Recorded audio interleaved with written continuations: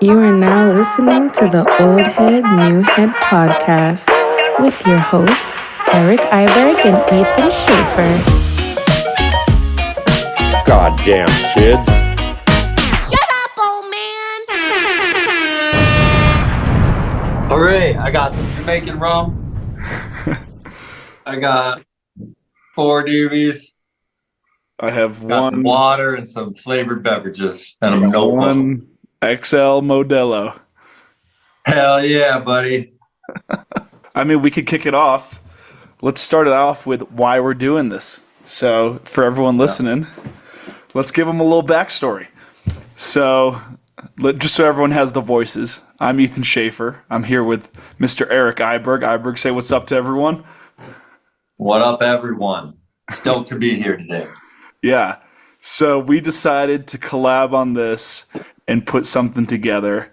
And the way I see it, so maybe it'd be good for you to give a background on what Giving Flowers was before we get into what this is. I guess Giving Flowers was it wasn't a podcast, but it was like it was a place where Phil Casabon, B-Dog, and I we wanted to give respect to the people that did something for our sport, help create the culture, help create the sport. And, there's no real Hall of Fame. Yeah, I guess New Schoolers has one, but at the same time, we just wanted to document it, because documentation, I think, is huge in history. So people know where they came from, they know where they're going.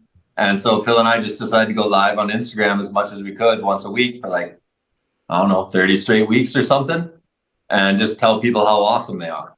So I guess that's how it got me. I've always been excited on history and being able to communicate it and learn more. And as I get older, I feel like I am history and I want to know who's creating history next. So, that's kind of why I got all stoked with you after we did our show when I was on Two Plank Podcast. I was like, man, how fun would it be to teach people where it came from? And then we can maybe get an idea where we're going with it. Because I don't have a clue, and it's so fun. So I'm just thankful to be able to sit down. Your platform you've created over the last couple of years, it's pretty amazing. Learn some of the people in the culture, through you, and because we don't have magazines really, so the only way we can learn about the culture now is through almost an audio formation. Yeah. So that's how we ended up kind of here together. Yeah, I would say that story is accurate from my point of view. Yeah, I've been doing the podcast since 2020, and my biggest issue is I've always had trouble finding an excuse to have people on. People are sick, but hitting up someone out of the blue sometimes is it almost begs the question, why is this person being interviewed right now?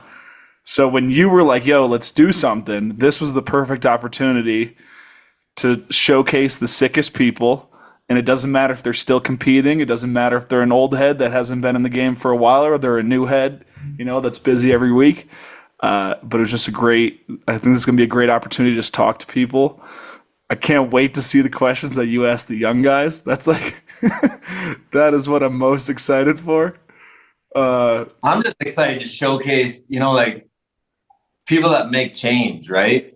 Even our first guest, the first young head, Alex Hall, it's everyone I think that we're going to be talking to in this whole series is, people, whether in the past they created a lane for themselves, which helped create for the whole sport. And then what I'm most excited about to talk to all the young guys is I don't know if they all know they're creating their own lane, even though how dope they are. So, for me, it's to give them props, but at the same time, learn how they tick and learn why they do what they do.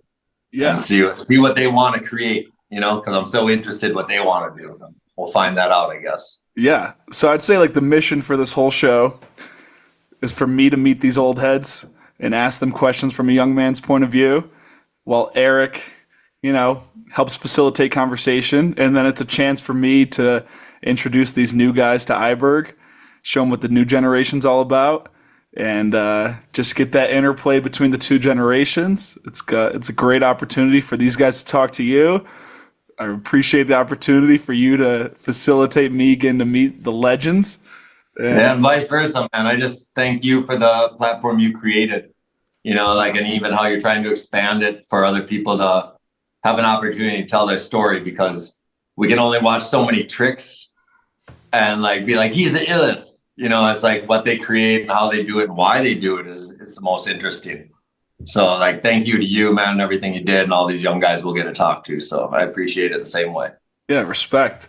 All right, let's talk Alex. I want to know, so I feel like for my generation, if you ask anyone in my generation, hey, who's one of the biggest stars today? Who's like the best of this generation?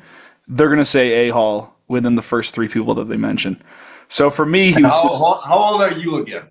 I am turning 26 next week. So we're recording this May 2023. I'm turning 26 next week. I was born in 98. Word, and I'm 44. So I think halfway through this series in the fall, I'll be 45. So we got a good 20 years difference. Yeah, that's perfect. Yeah, so I think that A-Hall for me was super obvious. And so I just want to know, before we get into my reasons for picking him and why I'm so stoked on him, what did you know about him before I brought him to you? Before you brought him to me, all I knew is he fucking murdered. Yeah. And he looked GQ. Right? So from afar, the only way I could consume him as not my favorite skier, but someone who I said was one of the dopest skiers out there. So I was just like, holy shit, he dominates. And like, he looks like the ski culture, so I didn't have any in depth. And that's why this is so fun too, because, like I remember growing up and like you'd judge a person, they'd have one lifestyle in a ski segment in a movie. And like, if it was a rap song and their one lifestyle shot was them like throwing their hands at the camera, everyone would say, oh, that kid thinks he's gangster. That kid's gangster, his style. But maybe it was just the song that was picked, the one clip, how they moved. So I really know that unless I get to talk to people, I don't have a clue who the fuck they are. But I do know he is a dominant figure for the last decade in the sport. He's won multiple X Games golds. He's won Olympic golds. To me, he's the biggest name, right? Like if I look at a male in this generation in the last decade, I can't think of anyone bigger in contest, making edits and filming, like having a crew. Like he kind of does doing urban on the same time as a competitor. Like he has all these things where you're like, what the fuck? Yeah. So I knew he's dope as fuck, and that's all I know. Yeah. Had you seen the MAGMA videos before doing your research? I'd seen a couple, and I was like, man, that's what's most relevant. And I'm always most interested how people like become who they are. So I deep dove on like all his old shit. Like his brother uploaded since he was like 11, and like seeing kind of like where he came from, learning like he didn't have like a coach or anything and wasn't really competing until 15, but then like came best in the world overnight with a super unknown and like going to shred with Candide and stuff when he signs with Faction at 15. Like his whole story is wild. Yeah. And I don't comprehend it. And so no, I mean, I haven't deep dove into MAGMA, but the MAGMA is why I kind of think he's that awesome, because that's what makes him the most relevant in maybe the people that love film, or videos or edits. Like MAGMA's kind of it. It's not a traveling circus anymore. It's not a B&E show. It's not like the thing that's repetitive that I think people like. I've seen like Bulldoze Crew has something that's pretty unique and different. But I'd say like as far as the MAGMA crew and what like their crew does, because that's the only reason I think the sport's worth it is if you have a crew. Yeah. Because once you're solo and don't have a crew, it's really I can't imagine that. So yeah. No, I didn't watch the MAGMA stuff, but I know that's why he's mostly loved nowadays. Yeah, and I know you're huge on the crews. That's definitely going to be a recurring segment throughout this whole thing, is how important the crews are. But so from my perspective on Alex, like I was thinking about it the other day after our conversations, like I think that he like embodies excellence in skiing. He's competitively dominant. He's got great video parts. And on top of that all, he's got all the money, he's got all the fame. You never hear any drama from him. You never hear stories about him getting in fights at bars, how he's such an asshole. Like he is genuinely a good dude. Do young kids, and he's 25, I believe, but do young kids even have drama now in the ski world? I think there's still there fights at bars that like ruin people's careers? I don't know if it ruins people's careers. It seems like all those really high-level guys are well polished, but I think that once you start getting below super pro, it's the same as it's ever been. Okay. Well, it's not a really career ruiner if you don't have a financial career before that bar fight. Yeah, So, exactly. no, I feel like, I think that too. Like, it's just, and that's what's interesting with the young generation because they really only stick out from their skiing. Yeah. Like, there's no character. You know, a lot of times growing up, like your favorite skier would be the person that was most like you. You know, dressed like you, had the same style of music in the segment that you liked. And with this whole new generation, I think it's almost 100% of their skiing. Yeah. And everything else is like, whatever, that's what I do. You know, it's not my passion. Skiing's my passion. Yeah. So, well, but what else what's the dopest part to you other than embodying your culture and your time period? Like, why is Alex the dopest? Like, why is he the dopest to your generation?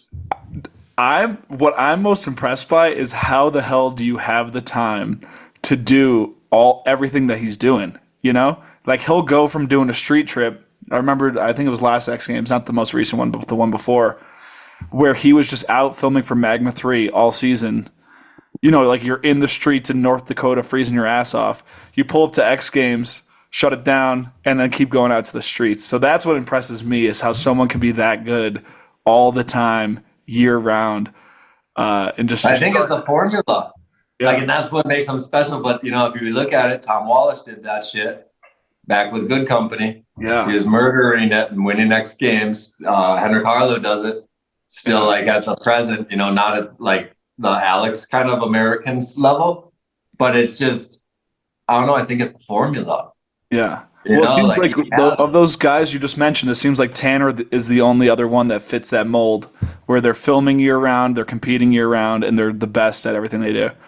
But everyone had to for the first 10 years, right? So, like, for the first 10 years, that was a normal thing to keep going, because it wasn't like, so if you just finished slopestyle at the US Open, like a qualifying day or something, there was the rail across the street that night. Or even after Big Air, you could go to the post office and slide that rail and get a shot for a Poor Boys movie. Yeah. So since day one, it's almost like what time, like when I look at the kids that aren't superstars, I can see that they take a holiday, you know, or I can see that they have a little bit more, like, skiing is not the most fun thing in the world. Yeah. Like, why would you go on a holiday when you could go skiing? You know, and like that. So their time is there. It's just who puts in the work. And so you're totally right. Tanner is in that list, but I'd say everyone in that first generation was there. Like, they would have, I mean, up till 2005, people would have like 5 MSP, Poor Boys, TJR, level 1. They'd have 5 movie segments and have full contests schedules. Yeah. Now, as majority summer footage, but still in between and during contests, they were doing stuff, or flying up to Alaska in between a US Open and X Games. Yeah. So it's just, yeah. Well, there's another interesting element of that too, is that now there's less production companies. Like, I know Level 1 is making a movie this year, which is coming back from their 4-year break. But now you got to set up all the production yourself, you know? It's not like they're just linking up with a production company that's handling all the logistics. Like, for Alex, for example, it's just him, Owen, and Hunter, you know, booking their flights, figuring out hotels. I know. I'm so excited to talk to him about that in detail. Yeah. Like, I'm so excited to talk movie stuff, or videos, or edits, or whatever people call it nowadays. But yeah, it's gonna be so sick. All right, I'm gonna send him the link. We'll see. We'll give him a little time to get set up, get in here. But this is gonna be good. And so tell the folks where you're recording from. I feel like it's gonna be the same most weeks. Yeah, I'll just stay in the exact same spot mostly. I don't travel. I'm in Minnesota right now. I always wear the Minnesota hat. I'll teach you all about the different colors we got as you watch the Timberwolves hopefully win the championship by the end of when the series comes out. Hopefully they already won. But yeah, Minnesota, man. Posted here for the last couple of years. Just enjoying the garage. Got some skis. Hell yeah. Where are you today? Today we are in Mammoth Lakes, California. Shout out to my friend Alex Beck. She goes to school here, and I was like, yo, I need a place with internet. She works at the green room, so she's like, just use my dorm to record. I don't care. So I'm just in her dorm room.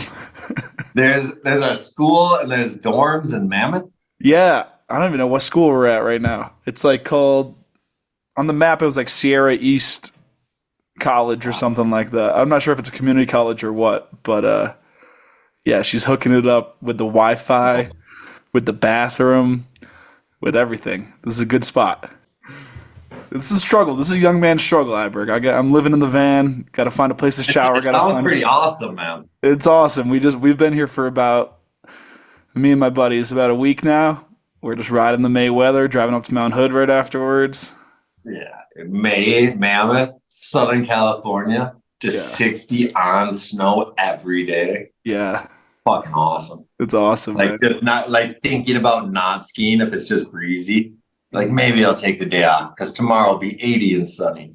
Yeah, Favorite place in life. Oh, Alex Hall. Alex Hall, tuning in. Oh, let's see if we can get this going. Can you hear me? Yes. Gracias. Alex, thank you for joining us, dude. Where are you coming from right now? I'm coming to you guys from SoCal. This is first day down here. I was trying to decide whether I'd keep filming or take a little break, and I guess I chose chilling a little bit because of a couple different factors. But yeah, we're hanging in SoCal for a couple days. Sick. You want to give people like a little rundown on what you've been up to as of late? You've been all over the world. Yeah. I just got back from Europe like 3 days ago. I was over there for 2 months. It was super fun. I was filming over there with Hunter and Owen for about 5 weeks, and I did some World Cups before that, as well as some other events. Ended it on Kimbo Sessions, which is always like so damn fun. Yeah, and just now kind of wrapping up the season. I'm gonna go to Mammoth actually, so I'm gonna miss you just barely, but I'm going there in like 4 days to ski for like another week or two, and then I'll probably chill for a month or two on the snow. Yeah. Dude, I'll just tell you now, Mammoth is looking great. I almost don't want to go to Spring Pass just because it's so good here right now. Yeah, I saw some vids. It's looking fire, but I skied Brighton yesterday, and it's so good in Utah too. I was like struggling to leave. I was like, damn, should I just stay and keep skiing? But then I was like, I'll go to Mammoth in like 5 days. So yeah, you're chilling. I decided to leave. But yeah, Utah is also looking like so good right now. It's so sick. Brighton's open for like one more week. They got an insane park. So it's tough to leave there, but I'm looking forward to Mammoth. It looks sick. For sure. Well, I don't think there's any two people in the world right now that have consumed more Alex Hall content in the past week than Iberg and I. And I think Iberg has me beat, honestly. He was digging deep into the archives for this. Yeah, I saw my brother. Shout out my brother for sure. I saw you posted one of those real old edits that my brother made. I was laughing pretty hard. I was like, damn, people can still find those on the internet. So that was sick. It was hard, man. It was hard. It was hilarious how hard it was. That's why I was like, yo, fuck this, man. I think it's so cool when I like look at like what Ty Peterson or Sean Penn or Phil or Henrik were like when they were 15. Yeah. Like, and put your 15-year-old edit beside those guys. Big up yourself. Thank you. Well, yeah. I'm stoked you like that one. Yeah, my brother was on it, man. When we were young, he was always filming and making the edits. It was dope.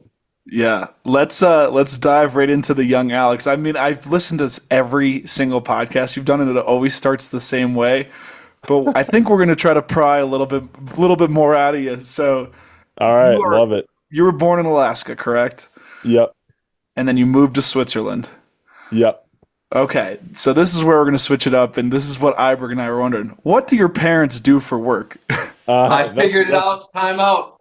It just took me digging. It was dope. You big up yourself on this, man. You have a New Schoolers interview when you were 15, right before you signed with Faction. I don't know who did this interview with you, but I watched so many interviews with you and podcasts, but they all told the same story. As you said, born in Fairbanks, moved to Switzerland, have an Italian mom, American dad. But none of them ever got any deeper. That was the only interview when you were 15 that said what they did. So your parents are professors. Yep. And what are they professors of? That's what I was most interested at Fairbanks, because the only people in Fairbanks I knew were military people. Yeah. So to even dig, I was just like, your dad was a military guy for a week. And then finally I found that. I was like, okay, maybe he's not. No, this is great. Most people don't ask. But my mom, she actually works at the botanical garden over in Zurich. And she like teaches botany and biology, evolutionary biology, and then my dad teaches environmental history. So they both work at the University of Zurich over there. They've been there for 24 years now. My dad retires in a couple months though, which is crazy. So they got both assigned to Fairbanks. They got done with their PhDs. They actually went to Wisconsin to get their PhDs and to Madison, and then they like their first jobs out of school out of PhD were up in Fairbanks, maybe because it was the only place that would hire both of them, I guess. So they were there for like 2 years and they liked it, but I think winters are just kind of brutal up there. Like it's so fucking cold and there's like not any mountains up in Fairbanks. It's pretty flat, like compared to what you'd think of Alaska. So then, yeah, they both like tried to get jobs somewhere else, and it was either going to be Switzerland or Oshkosh, Wisconsin, and luckily they got the spot in Switzerland. Yeah, lucky for me. I mean, Oshkosh, maybe there's some skiing there, but I don't know if I'd be skiing as much as I did growing up. So I got lucky with that one. Yeah. Yeah, it was so weird because I couldn't figure it out. I'm like, in Switzerland, if you ski a bunch and then you're from Fairbanks, but if you're military, I was like, how do you do it? But then like the digging also in that same 15-year-old interview, it explained like you had a smaller hill and Lax wasn't your normal one. Yeah, like exactly. Yeah. What was that spot? Yeah, it's called Flumserberg. Flumserberg, and it's like 40 minutes from my parents' house. It's kind of like one of the closer resorts to Zurich. Is it close to Watteville? Yeah, kind of. It's like further down towards the mountains, but it's like that's not too far from there either. Fun fact: Castle Iberg is in Watteville, so really that's my people's land. No way, actually. Yeah. I did the research. I could live there, but then I'd have to keep the castle open to public during summer hours. And but it's partial rooms, but livable. And then I still could prove the bloodline. But no, I laughed because I just would always go to Zurich because that's where Callie P lived. Yeah. And then I was like, take me to my castle. And then we ended up in that's crazy. Iberg, Germany. And Iberg, Germany actually has a ski hill called has the Iberg lift. And then we went to the wrong castle in Iberg, Germany. And I tried to claim it to the people that live there. I'm like, here's my passport. They're like, this isn't your castle. And they're like, oh, sorry. And then we found my castle. But that's my story related to your heritage. That's crazy. That's so funny. Yeah, no, my parents don't have any castles over there. But yeah, Flumserberg's like the little resort. There's a bunch of little ones, actually. It's pretty funny. There's like a bunch of ones that are like either one T-bar or a couple chairlifts, but no one's ever heard of them because they don't have any parks. So then Locks was the closest that had like a big park, and that was like an hour 20 away from my parents' house. So I was full, pretty weekend warrior vibe. Like skiing was fairly far away for me when I'd go. So how do you because the other part that like I saw pop up a couple times where like that I found it fun, you made a comment like, oh, I'm going to the US ski team school or whatever, but I've never had a coach before. And then so I'm thinking about this at 15. And I'm watching your shit at like 14, right? Because your brother had a edit every year. Yeah. 13, 14. And so I'm watching that, and then you're like, oh, you had another comment. You're like, oh, like no one was really at my level at my ski hill. And like when you're 15, it's the first time you skied with people that were your level. Like, what the fuck makes you push something as smart? Did you see a movie? Did you go to a freestyle.ch or like what? Yeah. What was it that makes you be such a weirdo and stick out at a hill where no one else is doing? Yeah, I think it was definitely like, it was funny, like freestyle.ch was right around when I was getting super into freestyle skiing. It was like it was right on my birthday, me and my brother's birthday, and at the end of September every single year for like 3 or 4 years. And so we'd go every year. That was my birthday present. We'd go to freestyle.ch with like a couple of my homies. And that was like one of the main things that really inspired me. And then obviously watching a bunch of videos. Like what was your youngest year that you went to Freestyle CH? The youngest I was when I went to Freestyle.ch? Yeah, like what year? I bet I'm trying to remember who did well. I was probably like 12. I remember that kid Lucas Schuler did a trip 10 one year. I remember Henrik. Did Henrik win it one year? If you were 12, I think that's like 2012. Yeah, right around But there. Like, like 2011, Phil and Henrik both got first and second. yep, And then I think I maybe remember that Bobby year. Brown won 2013 with the triple. Yep. I remember, yeah, I remember a bunch of those years. I bet I was between 11 and 14, 11 and 13, right in like that age. And then, but yeah, it was like the dopest. That event was so sick. I feel like I mean, for me as a young person, like when I was so young, maybe I was like, I was still glorified in my head a little bit when I think back to it. But I feel like I can't think of any ski events that seem that sick nowadays, honestly. Like that one to me, at least when I'd go, maybe it was because I was starstruck, but seemed so dope. Like right on the lake, so many people would go and watch. It seemed like skiing was like larger than life at that point. It And was, man. Like yeah, that, it the seemed motocross crazy. jump over, the ski Yep, jump. it was Like, I insane. mean, 2010, we brought Callie P there, right? And so we had a Callie P concert. He's from Zurich, so he's like Yep. speaking Swiss German. I'm just standing there. I'm like, Tanner and Sammy and Henrik are on stage with him. There's a ski jump right there. Motocross guys going. I'm like, this isn't real. I've seen everything. But yeah, Yeah, it that was was definitely. crazy. But yeah, I think it was definitely freestyle.ch, and then yeah, watching vids, like just watching it's funny, like I feel like I started watching ski movies a little later than some of like when I later met a bunch of my US friends that ski a ton now. Like my first ski movie was Every Day is a Saturday that I ever saw, which is like fairly late. I feel like for my age, like there's so many good movies before that I didn't watch until I was older. Um, Yeah, but yeah, if like you hit it at 13, like you're talking like 2012, I think. I think you're 20, you're 25, right? yeah, 25. So I mean, if you're like really thinking about it, single digit age, you're not really into movies. Yeah, true. And I remember like, but yeah, Every Day is a Saturday. Like that one, definitely. I watched that one a bunch growing up, and like, but yeah, it was mainly just my brother and I. Like my brother's a snowboarder, but we had a bunch of friends we'd go ride with. But again, they would not ski as much as us, so we were kind of like my brother and I were on like the next level, and because he was real pretty good growing up as well. So, And how old is he? um, he's 2 years older than me. Yeah, Okay, he's sick. 27. And we used to like do this local tour in Switzerland. And I remember I always did so bad because all the like Swiss kids that were my age, like Andre Getli and Fabian, were all like so good that I would never ever do well. But my brother, like, he won or podiumed way more events than I ever did, like when we were young, which was pretty funny. Like I remember he like would win a bunch of like rail jams and shit. Yeah. But you had urban shit, didn't you, in like 12-year-old edits? Yeah, I hit my first street spot when I was 11, I think. So when I'm looking at this, and you're skiing at your own little hill, and then you're like urban. Is your brother into urban? Yeah, Or we just would saw the hit movie? spots together. We would like, well, we just saw it in the movies, and then we would be like, damn, it'd be sick to find some rails. But Switzerland, like, there's not a lot of it doesn't snow in like Zurich almost ever. So you just go to Yeah. like little towns and stuff.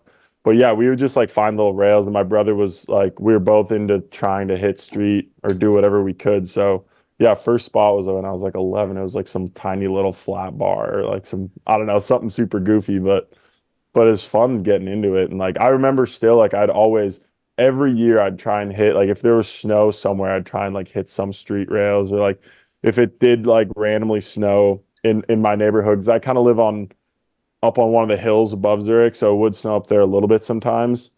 And I'd like hit a spot after school sometimes, like if I could like fit it in with like 2 hours of light left to try and get a quick street spot just for fun. So sick. Yeah, Iberg, you want to ask him about the musical selection in these early edits? I know you were very stoked on that. Yeah. So is your brother a big hip hop head, or is it you? Because I watched more, I think, old content than new content, but I don't feel like your new content is hip hop orientated, Magmas. Yeah, yeah. Maybe I'm wrong. Maybe I'm wrong. I don't know. I'm sorry No, if no, I no. am. I think you're right.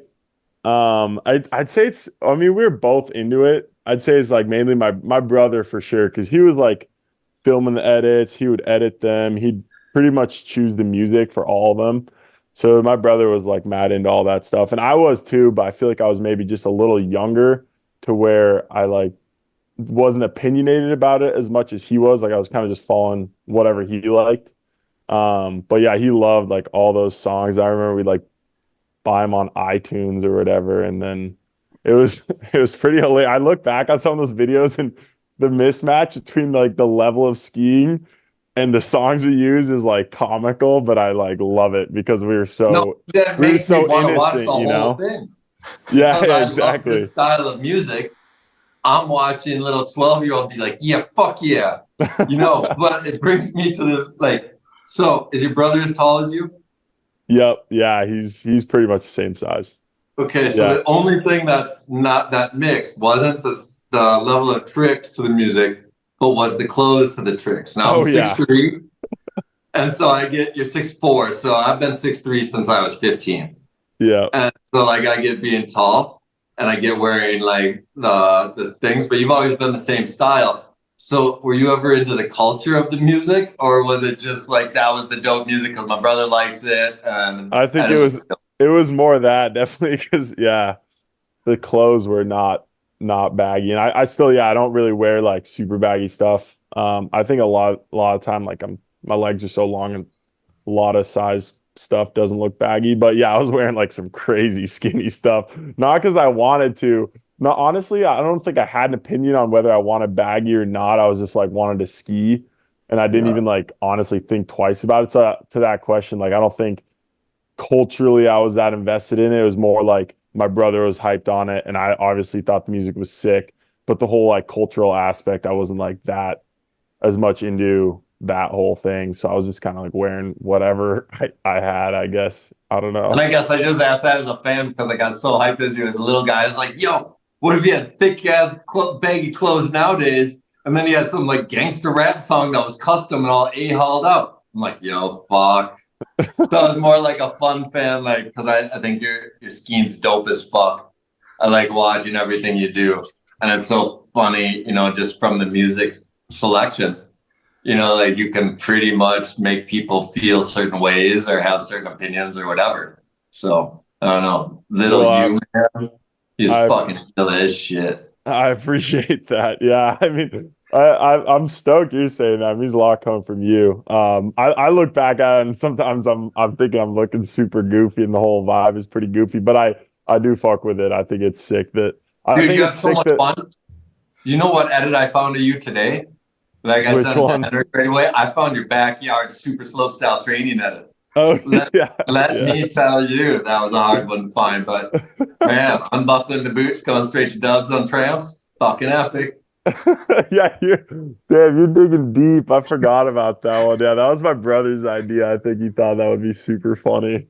No, Um, trying to put in a whole slope like Nicholas Erickson has a whole like slope in his backyard, the yep, fake shit. So we're trying to do the same with Henrik, and so like we just get all super stoked on backyard edits because yep. I don't know, it's just what you do when you don't got nothing else. And so when I found all that shit, I was like, whoa, you really are next level. Oh yeah, my dad was down to let me. We have a pretty small, like we have a small backyard, but there's a big public hill behind my house. So we can't like build anything on that, but we'll throw like in the wintertime if there's a little snow, I'll put rails on the public hill and not like none of the neighbors care. But in the backyard, my dad was down to like let me fit a little drop-in ramp. And there was like barely enough room to have the drop-in ramp with a rail. And then there was the trampoline that was like pretty much in the way. So I'd like run into the tramp when I'd land. But it was pretty dope. My parents are like crazy, especially my dad is crazy relaxed. So he was down to he's like helped me steal rails before.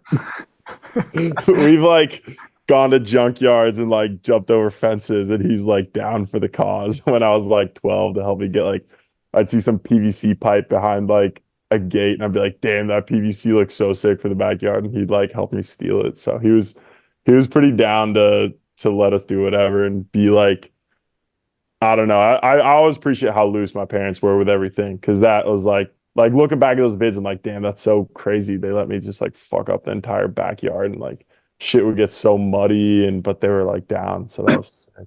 I was just saying, like, you always, when you're like your biggest influence, your dad's always in the top. As far as like when people ask you who your influences are, and like they're expecting a ski answer, ski. And so you tangented like twice, I think, into like his old videos, him jumping off shit. Yes. Yeah. Like, so ski wise, was he a freestyler or why was he filming himself skiing when it was probably needed a film camera? Maybe it was VHS, huh? I don't know if it may have been when they were filming each other. I think it was maybe been Super 8. Okay. I don't know exactly, but he just was like, he grew up in Salt Lake, so he was just like, my whole dad's side of the family's so into skiing. Like my grandparents moved from the East Coast a super long time ago, just mainly for skiing to Utah, like before anyone else, or like before it was popular for skiing.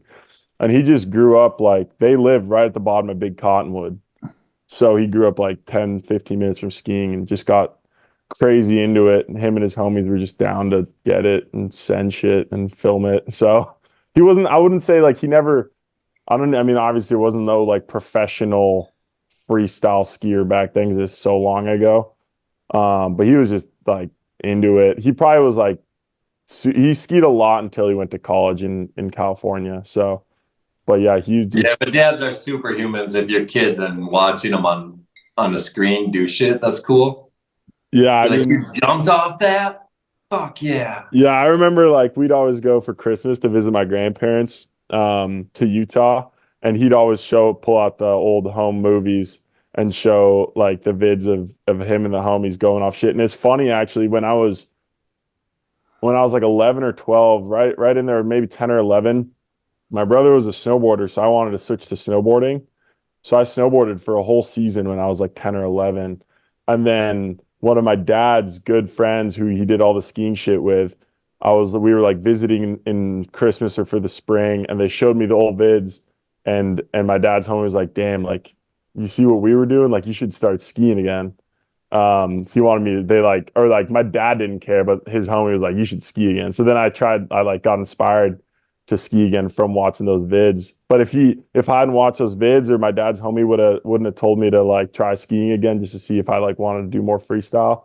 I bet I'd be a snowboarder, honestly. I don't know if I would have been any good, but I bet I would. Or you could be Burt Rude.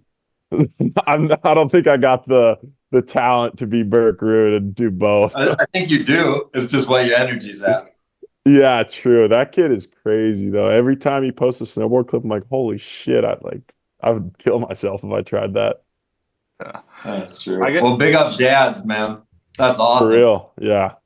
Iberg, I don't know if you found this in your research. You must have, because you're like a private investigator for Alex right now. You got everything. You were really into soccer, right? Like you were like a decent soccer player in Switzerland for a little, no? Yeah. I was super into it until I was like 13, 14. Yeah. So how did you decide? Because that seems like that was the period where you also came to America, or like around that time. So how did you decide between your two passions in life at the time, soccer and skiing?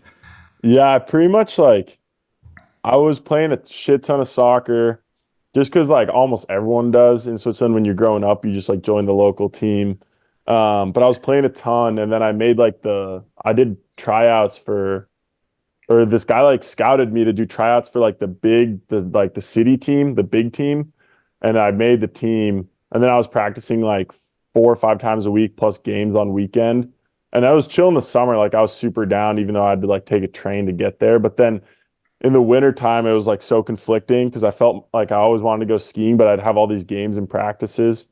And then at one point I just realized like I'd way rather be skiing. Like I was like dreading having to go to the soccer game every weekend because I actually want to be skiing. And then my dad was like, well, if you're like way more hyped on skiing, you should just do whatever you want. Like don't feel pressure from like any of the coaches or anyone. Like you're not letting anyone down if you just want to go ski for yourself. So, but yeah, soccer, like I still love playing soccer like all the time. I don't do it that much anymore, but like I love just like fucking around, like juggling with the homies or whatever. But no, I think it's sick growing up doing a team sport. Like I felt like I learned so much about hanging out with people, interacting with people. You also like build such a different skill set that you would like skiing. I think like there's not a lot of crossover, but they do help each other in a lot of ways. So I think I'm there is a always lot of crossover because when you do a team sport, you have to the coach that yells at you can be the filmer. You know, like Yeah. you have a goal, you know, like you have True, a guy, true. like the people that if you get injured, they got to carry you out. They got to organize the thing. So like the teamwork element, like when you're making a movie, Yeah, you know, like totally. think about No, how many and I people agree with you need that. to work with to Yeah. accomplish one goal. I mean, in my last movie, I think there was something like 2,000 people total. Damn, Just that's like from crazy. soundtrack, cameramen, editors, like beat makers, make whatever the fuck it is. Yeah, Just yeah. every single film shoot that you set up and talk to all those people. Mhm. So I think the teamwork thing is huge, actually. Totally. You know, I think people Yeah. do something, miss out on that, and that's why they can't like find a crew. No, I agree. I guess I meant more like physically in terms of like how you use your body. There's like a lot of differences. Obviously, there's crossover, but I totally agree. Like the teamwork aspect is so invaluable that you learn with team sports because skiing feels like a really individual sport sometimes, maybe when you're competing or in other aspects. But yeah, when you're out going out filming or in a lot of other ways, it's almost like a team sport, even though you're still getting like judged as an individual. Like you can't do any of this shit on your own. So taking like a lot of lessons away from that was, I think, super helpful growing up. Yeah. I got to ask you something just in terms of, you know, if people could ask you any question. You're a tall guy. Were there any ever basketball dreams in your life? Were you ever aspiring to be a hooper being 6'4"? No, I actually wasn't because like Switzerland, at least when I was growing up, like basketball was like I'd never even heard of it pretty much. Like I don't Yeah. think I did play a little actually like right the year before I moved to the US I played a little like for fun at my high school, but I'd never before that ever played, like never even like known about it really growing up. So no, never actually. And I feel like Did 6'4" your is so small for the NBA though. Like it's Yeah, like yeah. nothing. did your elementary school in Switzerland have a cement ping pong table? Yeah, I'm trying to think. You know what I'm talking about, right? Oh, that Switzerland, they shot, all that have those. shot. Oh, yeah, yeah, yeah. Well, I was thinking I jibbed one. No, we had an indoor one actually. We had an indoor. We didn't have an outdoor one at my elementary school. We had an indoor one like in this little room that we'd go vibe on at lunch break. I love ping pong in Switzerland at the schools. I was like, no way they got cement ping pong tables outside. Yeah, they got them at But if most that was schools. at the Yeah. park, I'd go play ping pong. Yeah, no, they're at most schools. I've like jibbed some ping pong tables. But nah, ping pong's sick. I love like around the world. We'd always play that at lunch around the world and like last two standing play against each other. That was our go-to. That question is so random. I love That's I mean, perfect. I got to live with Calliope in Zurich for like a month and a half. Like I've been to Switzerland so many times in my life. I have so many friends in Zurich, and like it's a fun, very different spot than America. Yeah. I mean, it's the only place Oprah Winfrey's been kicked out of a jewelry store because she was black and they didn't think she could afford something. It was Really? awesome. Yeah, I think Wow. it was 2011. That's crazy. And so like it was just very interesting vibe compared to anything I experienced here. And so I always found it fun because I was running around with a black Rasta man. So I Yeah. wasn't exactly with the normal culture there. But Yeah, it's definitely very special. different than the US in a lot of it's ways. very different than Geneva. Yeah, You know, and like- it's super different. Yeah, it's super different than Geneva as well. I never even really went there a ton growing up because it's kind of the other side of Switzerland. But yeah, you get totally different vibes between Geneva and Zurich for sure. Yeah. Here's my next ski question. So like it was so nuts like seeing 13 to 15 in your life, like these ages. And then to kind of know that's before you went to America. But then when you see you're super unknown, right? Is that your first year you moved or the first year you were just shooting over there on holiday? And you're still there? It's like right around the transition because I'm trying to think super none. I would have been like 15 or 16. It's like either the year before I moved or like right when I moved. And some of those clips are maybe from when I went over there for Christmas or something. So I'm looking at that. I'm like, yo, you did this all with no coach. You did this all with like your own thing, your own program. And I'm so curious, like, what pushed you to, because that level was high. I mean, if you're looking at 2015 where you were at, you might have thought like, okay, I only have doubles, I don't have a triple. I only like my urban's not that dope looking, but you still did it for what every other 15-year-old in the world was doing at that time. And then like it was pretty obvious, you know, like especially in retrospect when watching like where you went from 16 to 17, 18.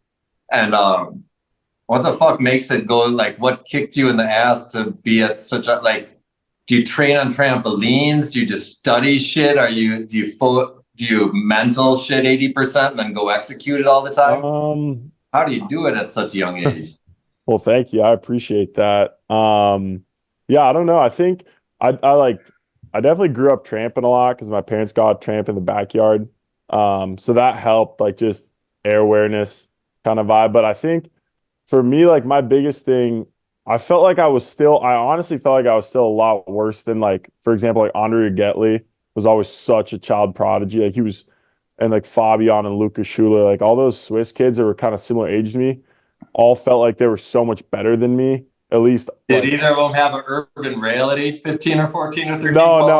No, and that's the thing. Like, and I didn't ever take that into account. But like skill, like I felt like jump competition wise, which is like where I was drawing direct comparison to them because when I was competing against them, like it felt like they were always like on the next step.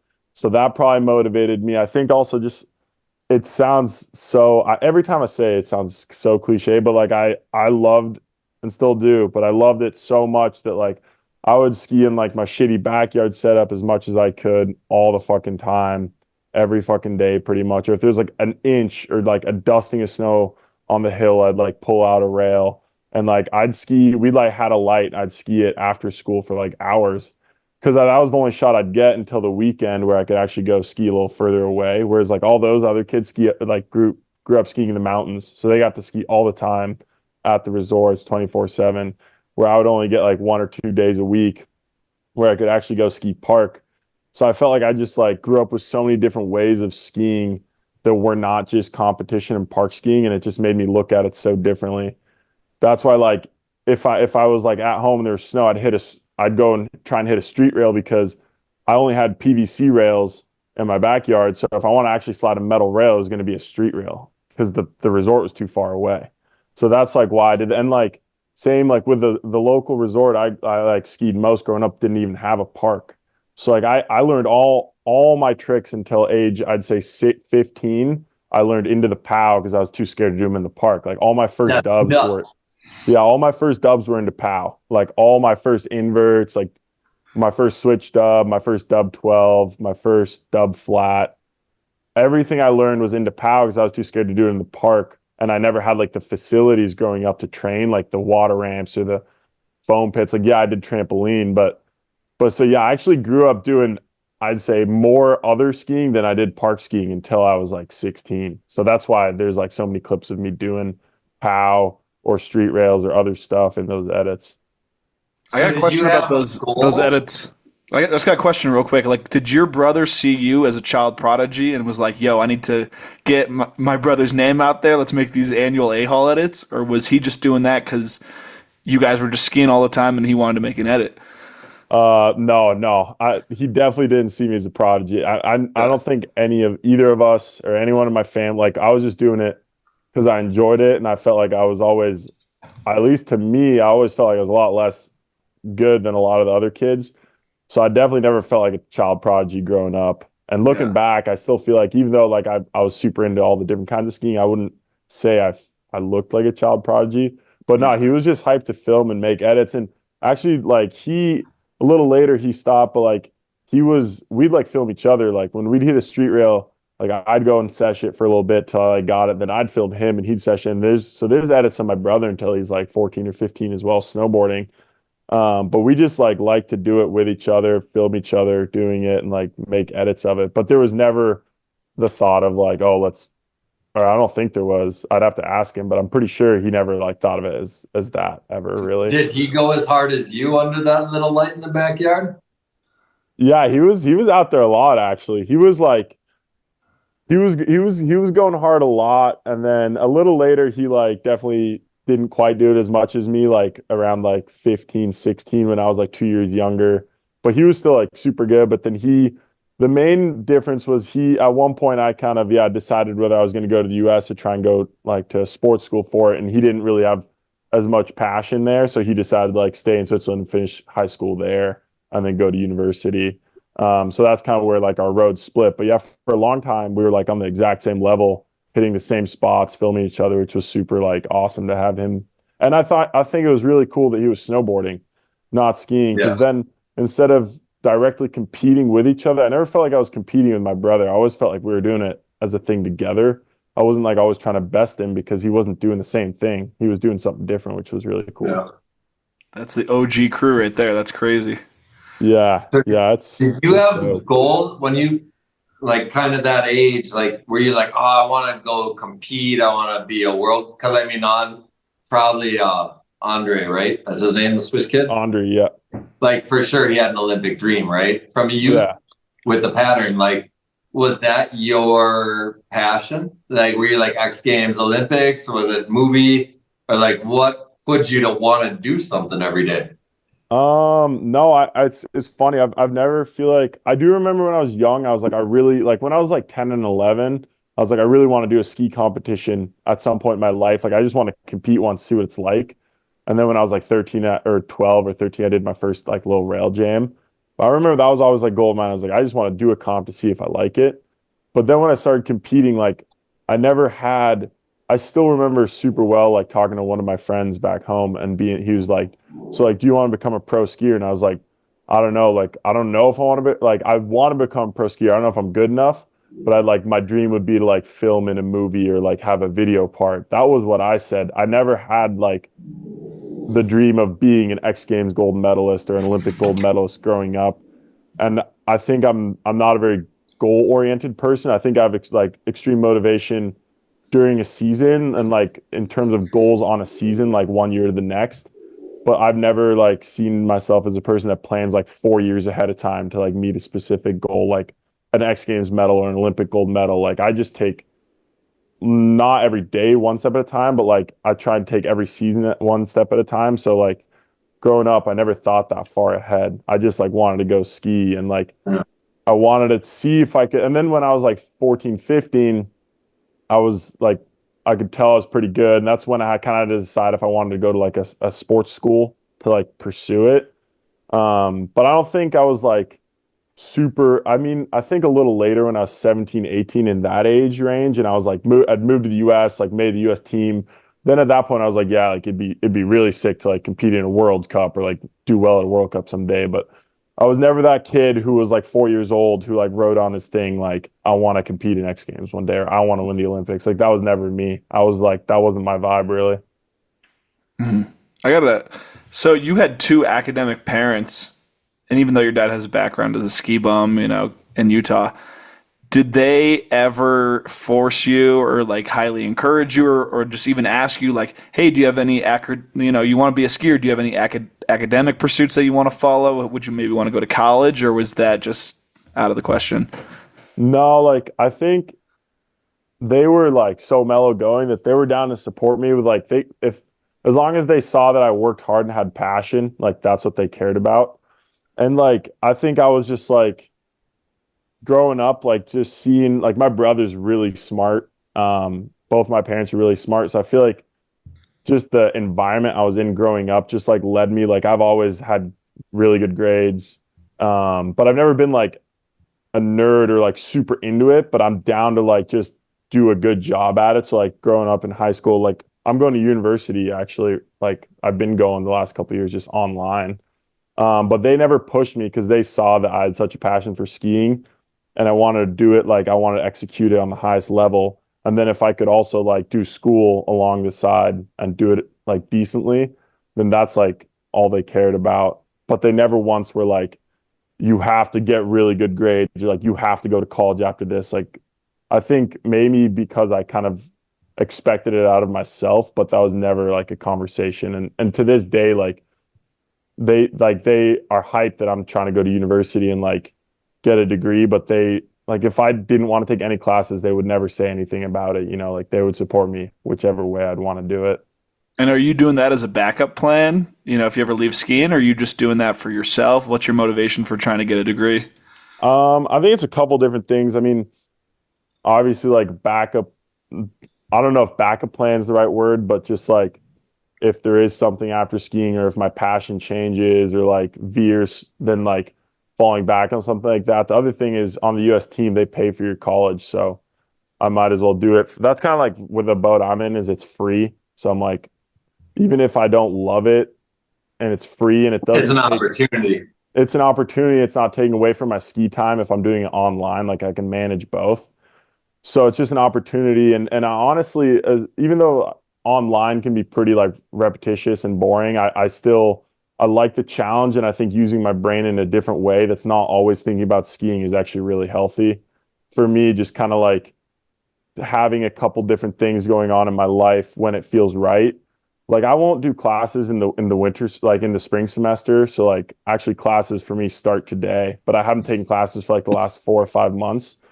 So like I'll take some time off classes, then I'll do some in the summer. And like if I'm not skiing for a month or two, like I think I'd go stir crazy. So having something to like focus on a little bit, like school on the side, like really helps me out. So it's a little bit of like it's a lot of different reasons why I'm doing it. I think like the personal motivation, potential kind of a plan for if I ever have less passion for skiing or my body doesn't allow me to ski as much as I used to or whatever. It's kind of like a couple different things. Yeah. What school is that with? Just the University of Utah. Yeah, I just do Okay. online with them, and I got in-state tuition there from the U.S. team, so it's like not too expensive, and yeah, they like reimburse you if you're Yeah. taking classes, which is pretty nice. Dude, I had no clue. That's so sick. What do Yeah, I you mean what do you study? I'm studying. I was like for the longest time I was undeclared. I didn't like know what I was kind of just like doing classes here and there. And I was like, yeah, I'm gonna do business. Like I'm interested in business. I did a couple business classes. I was like, damn, this shit's so dry and boring, like the content. So now I'm environmental studies because I feel like I have a little more of a passion for that. It's not a strong passion, but it's enough to where it like keeps it interesting. So right now my major is environmental studies. Is there things that you can do at university that like align with, I don't know, MAGMA or anything that you do, like marketing, branding, whatever, There's been a official, couple. There's been and a then couple. final project and be like, here's MAGMA 5. That was my senior final project. And they're like, no way, you had global distribution? You get an A. Yeah, Like I should try and well the thing is a lot of the classes have been taken are like lower level classes up until now. Like now I'm kind of near the end of my degree, so it's a lot like more of the interesting stuff. I've definitely like done a lot of projects like papers or shorter video projects reflecting on like my skiing stuff or like magma stuff, but never like specifically use the magma project as the thing, which would be pretty sick actually now that I think about it.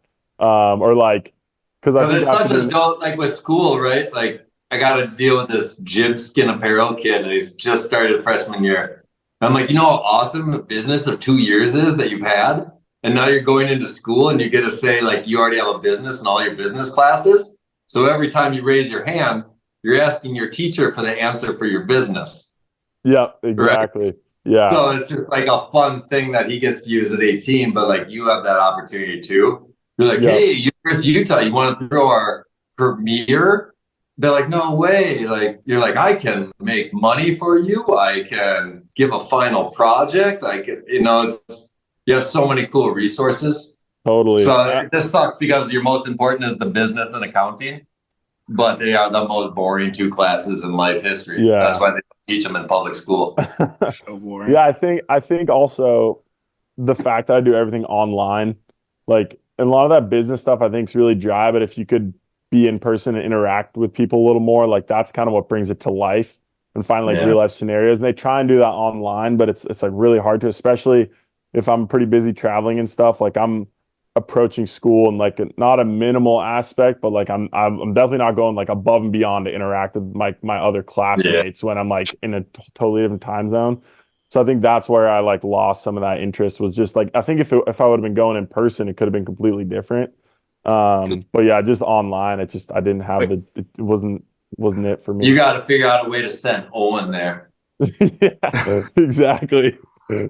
I don't know if Owen would mesh with school too much, but who knows? Maybe. So Film are you doing like discussion posts and stuff on Canvas or Blackboard or whatever online? Oh yeah. I'm hitting So the you Canvas discussions. So you got U of U students who are no doubt ski fans, like responding to your online discussion posts, like, great post, Alex. I also agree that, it aligns with this sociological principle. Yeah. Oh yeah. I've had kids like DM me being like, "Yo, are you in like environment to like 2020 or whatever the class name is?" Like, it's pretty funny.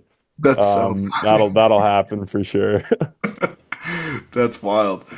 It'd be crazier though if you went to University of Utah and actually went in class. Like think about the 4x9 crew. They all lived on campus. I know, that's crazy. And would go to class. Yeah, so it's just like you have Tom Wallace walking in classes. Dude, and like Wallace finished like recently, like not that long ago. He got his degree, so he must have been going in person a little bit at the end there, which is like he went in person at the beginning, his first year when they all moved out there in 2008. Yeah, no, I know, but like to finish it off, he did too. I think like in the last couple of years, so it must be like a seasoned vet like Wally, like in like with a bunch of 18-year-olds who geek on skiing has got to be. I've actually never asked him about that if it was like super funny going in. But it must have been. There must be some pretty funny stories from that. That's hilarious. Man's here.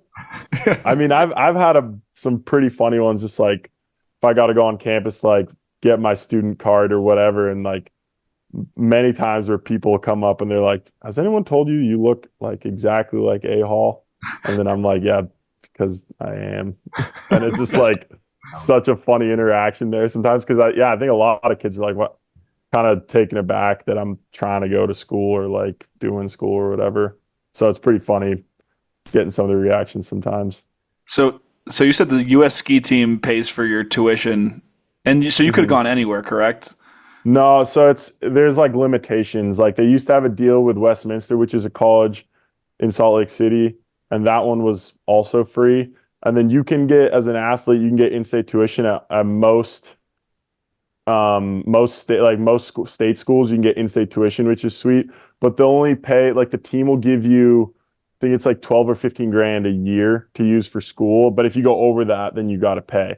But because I'm doing online and I'm in state, I usually get right around that number. So like I break even, like it's pretty much free. But if I wanted to go to like somewhere, some private expensive place, like they'd give me 10 grand or whatever. But if it's 50 grand, the other 40 would be on me or like a scholarship or whatever. So there's limitations to it, but with how I'm doing it, it's free. So sick. Bring it back to a youth question quick. So like you had a super unknown when you were 15. I think in that interview I read when you were 15, you were just about to go to Ski Lac Pelousa with the faction team. Yeah. And so I'm like, holy shit, man, you just put out the super unknown. You didn't get it. Like you were a finalist, I think, but you didn't win it, correct? No, I never got a semi-finalist or finalist or anything with any of those. Either way, you put out a dope super unknown. Yeah, thank you. And you got this, and then all of a sudden, I don't think you were on faction on that edit, were you? No, I actually was, but funny enough, I've been on faction my whole life, but when I'd go to the US, like my parents didn't want to travel with the ski gear. So Surface would send me like 50% discount skis, and I'd use those in the US and I'd use factions in Europe when I was home. So that's why I was probably using Surfaces back then. Okay. So I just noticed they weren't all faction. And then in the article, it said you were going to a faction shoot. So I'm like, whoa, that must have been like certified, you're on the team kind of shoot. Then I was like, holy cow, you get a ski with Candide. I'm like, fuck, man. For someone that's coming from his own little hill and then all of a sudden just going to Candide's little playground, like even like Tanner would be like, God, like it'd just be a crazy experience for any skier to go to Lac Pelousa and be around Candide. So did you have a time when you were young where you're like, fuck yeah, this is what I do? Because it has to seem like you made it if a ski company brings you to Lac Pelousa to ski with Candide. Yeah, that was honestly fucking crazy. That was my first ever shoot, like real shoot, I remember. I was like, yeah, maybe 14 or 15, and my parents let me like miss 2 or 3 days of school. So I went on like a Wednesday and came back on a Sunday night. And I got to ski there for like 5 days. But no, I think even at that point, like I still didn't have any opinion where I was like, oh, I've made it now that I'm at this shoot. Cause like all I got when I went, they sent me some free skis and I got to go to the shoot. And then and they paid for my train ticket. And then I slept on a couch, like in the corner of the living room. So I definitely didn't think I'd made it, but it was like insane. Like I still remember meeting Candide and it was the fucking craziest thing ever. Like I was so fucking nervous and but it was so dope. And he knew my fucking name, which was crazy. Cause Did you I don't think know he was as small as he was? I don't know what I thought of.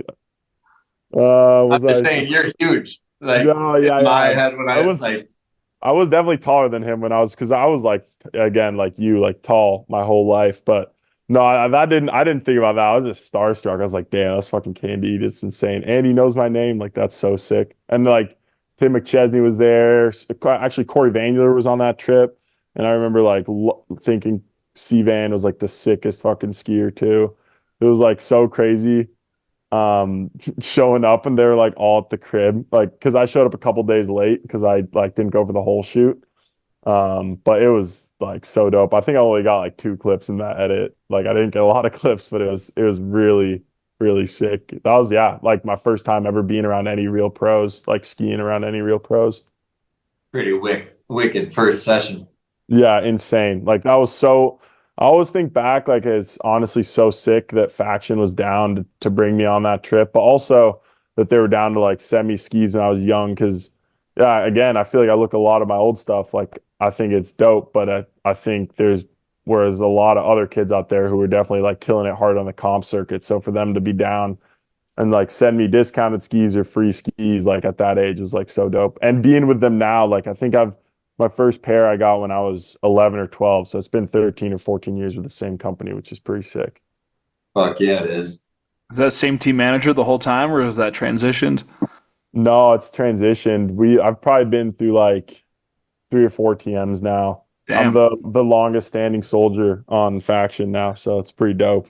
Oh, that's cool. Just the owner is still the same guy, I think. Yeah, the owner is the same dude, but I like never knew him growing up, obviously. But everyone else I've cycled through, so Yeah.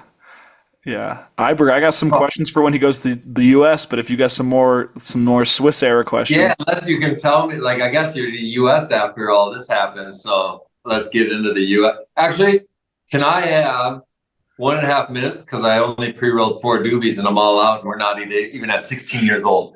So if you can just chat amongst yourself, we're 1.5 hanging. minutes. I'll be right back. Word. We're all back. So Quick break.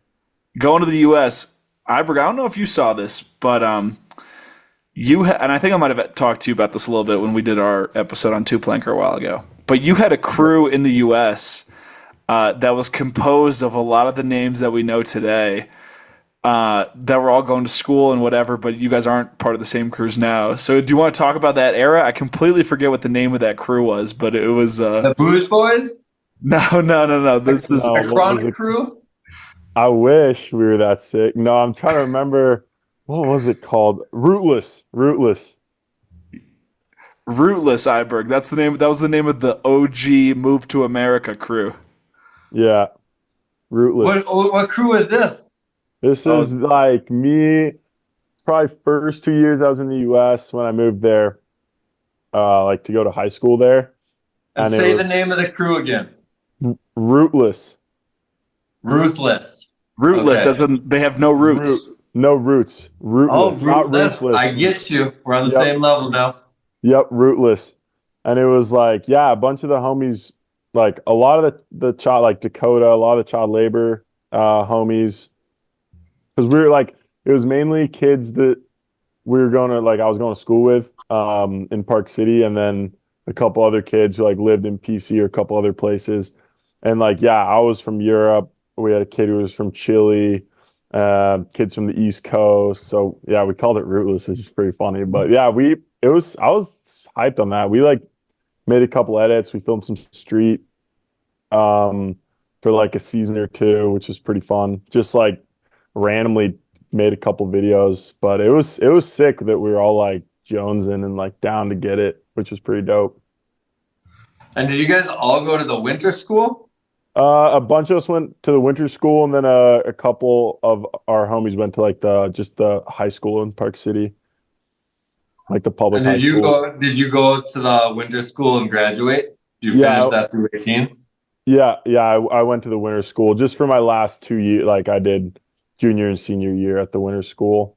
And then yeah, we had a couple friends from like Ogden and Salt Lake who were like kind of between Park City and Salt Lake, but yeah, we'd all film together. It was pretty fucking fun actually.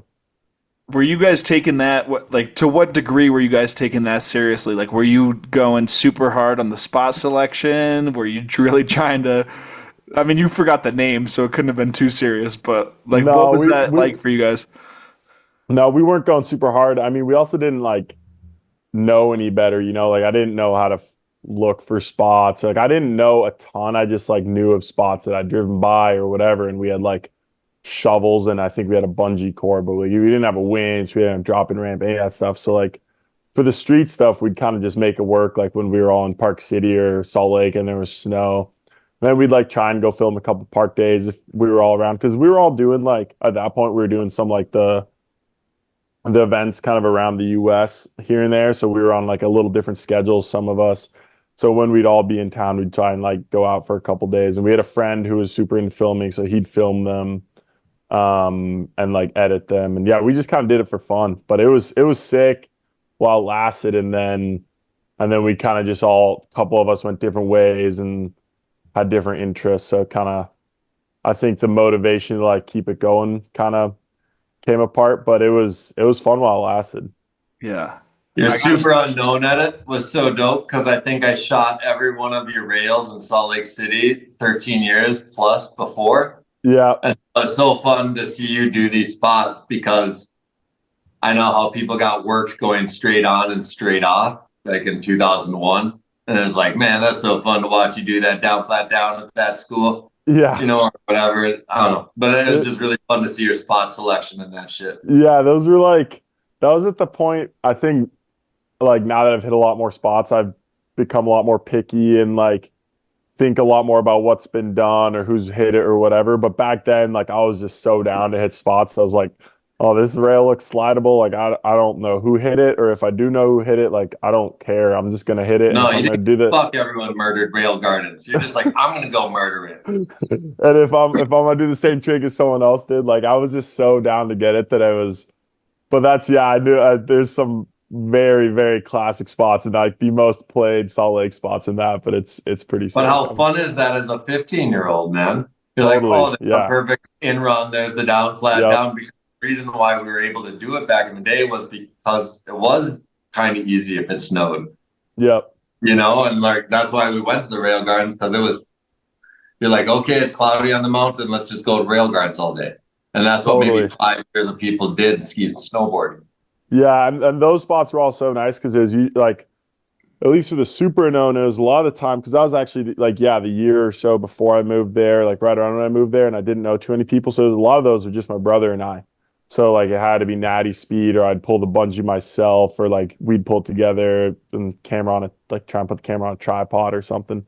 But actually, a funny story, I still remember like growing up, always hearing about rail gardens when we go to Salt Lake and not knowing where it was and being like, fuck, like I want to find out where the fuck rail gardens is. It looks so sick.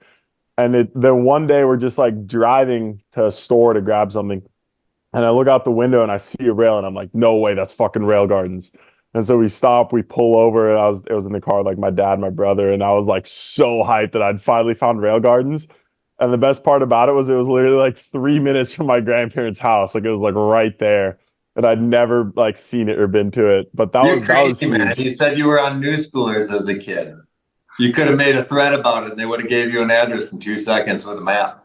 True. I was probably too shy to do that. I wasn't super out like I was a pretty quiet kid, so I feel like I probably wouldn't have done that. But I know in retrospect, I definitely could have found it easier than praying I'd see it for like 4 years.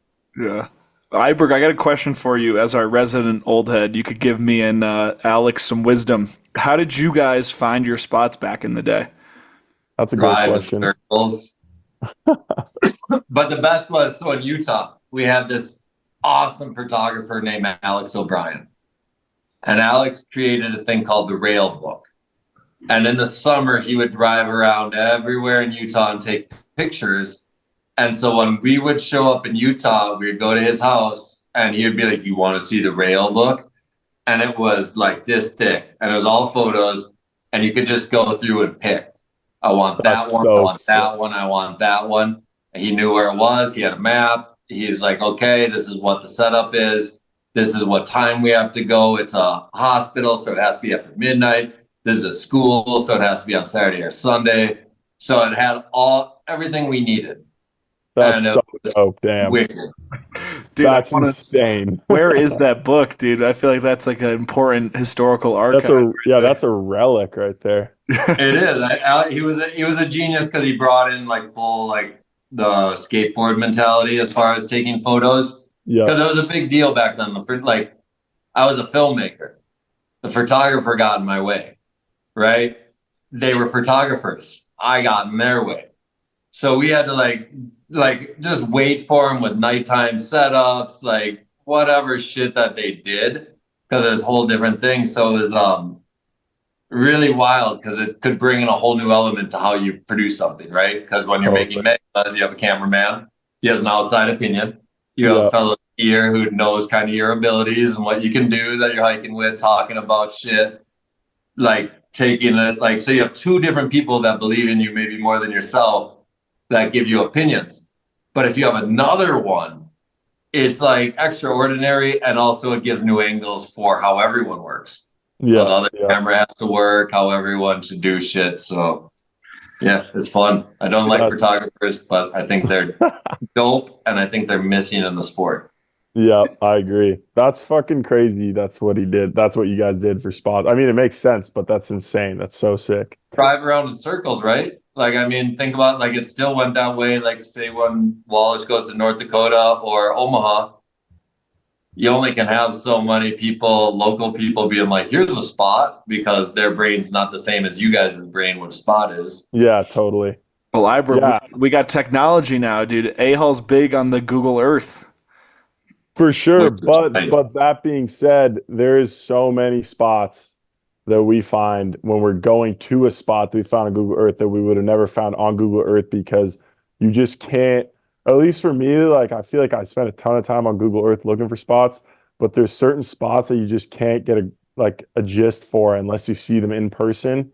And there's so many that, I mean, yeah, we find a lot on Google Earth, but there's so many you find driving in circles or like driving to that spot and you randomly see it on your way. So it's like a mix of both, but we do have this incredible tool of Google Earth now. Yeah. Which is pretty sick. You totally can concept as far as like what even has a hill by it. I go full nerd mode with that shit, just because I feel like if I'm like bored in the summer, I got extra time, I'm like, damn, what can I do now that will save more time later, like make my ski movie more successful or allow me to get more shots? So I'll spend like crazy amounts of time on like Google Earth or like elevation maps and like. So do you only do it for urban, or do you do it for backcountry as well? So I used to, or like the last couple of years, just street. And then this year, like I've always filmed like POW here and there and like love doing it. But this year I filmed like a lot more. And I was spending more time with Tim McChesney, who's pretty good at doing that for backcountry. And he was like showing me some tips and stuff. So I've tried to get better at doing it for backcountry as well, because I'm still learning on like what is good terrain when you look at it from like a topo map or whatever.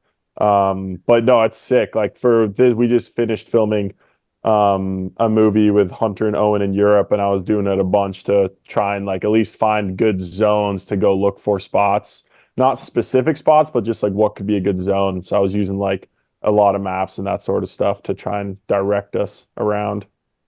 I love to Google abandoned different places and certain locations, and that's how I do my pre-Google missions. So I'll just like be like, okay, if I have an abandoned structure, what's in a hill in a spot that you have unlimited time to do whatever? Yeah, it's so fun, man. You can get lost and like you could be like, I don't know. I suggest using the word abandoned structure. Okay, I will. I've never done that. That's a great tip. Yeah, that's yeah, East Google. Coast, East Coast is unlimited.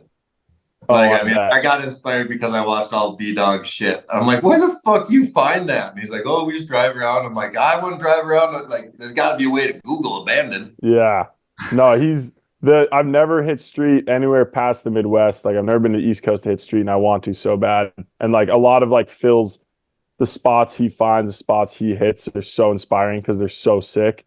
And I'd love to do a trip out there sometime to try and get some time out there and like get it right with the storm. Hell yeah. Hell yeah. All right, let's get back in the timeline, Iberg. So he's in the US at school. Like, Alex, is there anything like during that period of your life that you think is like a defining moment for your career? Like, did you start to really break out competitively at that time? Like, did you start to solidify, your goals and aspirations? Like, what characterizes that era of your life? Trying to think. It was honestly the first thing I remember from like moving to the US. The biggest change for me was going from either skiing around my house when there was snow or just on weekends to like getting to ski literally as much as I could or wanted to and Mhm. having the same hunger because like when you get to only ski once or twice a day, like when I was growing up in Europe, or once or twice a week, sorry, when I was growing up in Europe, like we'd get there early. My dad and my mom would go ski touring all day somewhere else, and like he'd be like, "All right," like, and we didn't have phones back. Like I don't know, I feel like I was like right around the before smartphone era, so I didn't have like a smartphone. So he'd be like, "All right, like I'll meet you here at like 5 p.m.," which is like a half hour after the lifts close. So I would just ski like a whole like as the whole day. And I feel like I took that kind of mindset to when I moved to the US. And but I got to do it like whatever 7 days in a row, like 7 times a week or whatever. So I was just skiing like so much. So I feel like the learning curve went up like drastically in the first year or two. Mhm. So that was like the first like kind of breakthrough moment, I would say. It was just like getting to ski more and like allowing me to take that next step. But like results wise, competition wise, like I don't know if I can like necessarily pinpoint anything. I think like the year after I moved to the US, I ended up doing Dumont Cup. The last year they had Dumont Cup, I did it and I got seventh from like like I came all the way through the open class jam, whatever. I think I was like 16 or 17. And I got seventh at Dumont Cup. And that like gave me a bunch of AFP points, which was like AFP was a thing back then. Yeah. So I had like really good points from that, and then I like got to do some other events from that the next year. So like that was a pretty big one for sure. Was getting seventh at Dumont Cup. Yeah. In terms of your peers that like, because I'm sure there were kids that got to grow up skiing 7 days a week. Did you immediately notice the difference in stoke level from like you being like, oh shit, I could finally ride 7 days a week versus these kids that have been doing that since they were, 5 years old? Like, was there a difference in the mentalities? Yeah, I mean, I don't know. I don't want to like claim anything, but I think like for sure a little bit like I remember like Park City Classic when you ski PC in like December, January, like the shade line, the whole park gets in the shade by like 1 or 2, and it's just like icy, shady park for the last like 2 or 3 hours a day. Everyone dips out, and I like didn't understand the concept of like dipping out because it was You're like, shady. it's not closed. Yeah, exactly. They So used like, to have night skiing here, right? yeah, exactly. And so like everyone would dip when the shade hit, and I'd be like, damn, you guys are all leaving. And like, because when I first moved to Park City, I didn't have a car or anything. So I'd take the bus and I was like, all right, I guess I'll just like stay solo. And so I'd usually like ski alone for the last like 2 or 3 hours of the day, like in the shade, just because I was like, sometimes I don't even like for sure, sometimes in the shade, I'd be like, damn, this is like, I kind of get why everyone left. Like, it's kind of icy and shitty, but also I was like, I'm so hyped to ski. Like I'm gonna keep skiing because that's what I do. Like I didn't know any different than to not milk every single ski day because that's all I knew growing up for my first like 15 years of my life. So Yeah. I just like stuck with me for, I mean, now obviously my perspective's changed. Like I definitely like know when to chill out or like I don't ski every day all day. But I think for those first couple of years I was in the US, like I was pretty diehard with that. Like just going crazy, like just skiing so much. So that was huge, I think. Yeah. When did you win? What age were you when you won your first X Games? first X Games, I think I was 20. I'd turned 20, yeah. Did I you won. have a segment or anything before that like made you like? When I was a little out of it, I was being super fan of this years, but like, did you have something in that era that made you feel like, fuck yeah, I'm here, or I'm at a level of everyone else? Yeah, I feel like, the year or two before, I'd like done real well at a couple of the World Cups. I think I won a World Cup like my first World Cup I won when I was 18 or 19. No. And then I'd like filmed like Faction around that, or like that's when Faction started making like their full length movies that they do every 2 years. They kind of make like a 30-40 minute video. And the year before that year, I'd gone on like a bunch of trips with Faction. Like I went on a street trip to Finland. I went on a POW trip, a jump building trip, like in the spring. So I like didn't have my own segment, but I was like in a bunch of the segments in the movie. And like that, I remember that movie, like a lot of people were pretty stoked on it. Like it got a lot of views, a lot of like a lot of views, a lot of good reviews. And I had a lot of clips in it. So I feel like that was pretty sick. Like that was like my first big presence in like a bigger movie, I would say. And I'd always had shots, and like before that they were doing like Faction episodes. They'd do like a couple a year. Like location based more, and I was in some of those. But yeah, I'd had some good competition results as well as a couple segments before like my first X Games win. But that season, the year I did good at X Games was definitely like that was kind of like my biggest year because I won a slopestyle in Aspen, and then I won Big Air in Norway later that spring. So I like won back-to-back X Games, and then also filmed like I did 4 trips with Faction for their movie that year. So I did a street trip, a POW trip, a spring jump building trip, and a park shoot. And then we also filmed MAGMA later that summer/spring. So I had like two And is that video. your first MAGMA? Yep, that's the first MAGMA. Yeah. Okay. So I had like 2 video parts kind of, or like broken up, obviously not my own segment, but I was in 2 videos, and then I'd done well at 2 X Games and also won a couple World Cups. So that was like my first big year. Was like that 2019 season. Going into that season, are you a professional skier at the level that you could pay all your own bills and make a living? Yeah, going into that year, like I'd say before that year, I was already because I'd actually 2018 I went to the Olympics for the US Yeah. team. And like I'd gotten on Rockstar like a year or two before that. I'd done well at a couple events. So I'd say I was like leading up to that, there was like 2 or 3 years where I was already making like I was super fortunate because I was able to get sponsors even before I had really good like competition results. I think because of some of the filming stuff I did, to where like Rockstar was down. I'd been with Factory for a long time, so they were starting to pay me like decent. And at that point, I'd made the U.S. team like a couple years before that, and like they were paying for a good amount of my stuff. So between everything, I was already like able to like live on my own dime. And also, I wasn't really living anywhere because I was traveling a lot. But when I was home in Salt Lake, I would just stay with my grandparents, so I didn't have to pay rent anywhere, which was huge. Yeah. So I was like already breaking even. I'd say I was breaking even at age 17 or 18. And then when I did well at X Games, I was 20. So I was already kind of at least staying above like losing money kind of. What place did you get in 2018 Olympics? I got, see, it was either 13th or like 19th or something. I think I missed finals by a couple spots in the 2018 Olympics. I don't exactly. Did that my ignorant question, because I don't know much about the Olympic realm and what it does for the skier.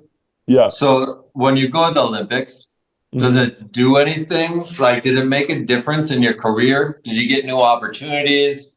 Like, even though you didn't make finals, like, does it even matter? Like, how did it affect you? I don't think so. I mean, this is me. Like, I'm sure maybe someone else will have a different opinion. Like maybe my coaches or whoever sponsors. Yeah, no, it's just a question for you. Yeah, yeah. How it affected someone. I don't think it affected anything. I think going was cool. Like it was like I had a pretty good time. It was an interesting experience. But in terms of like what it did for my ski career, getting whatever 17th at the Olympics. Like I don't think it did anything.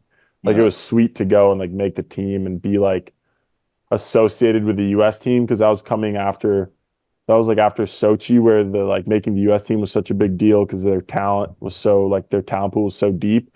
So like I think that was kind of special was making the US team, like it put me in a realm with like Gus Kenworthy, Nick Gepper, McCrae Williams, who are all these big dogs who'd done well for so long. And I was just like this random kid who made the team. So like that was cool, I think. And like maybe that changed some people's perspective.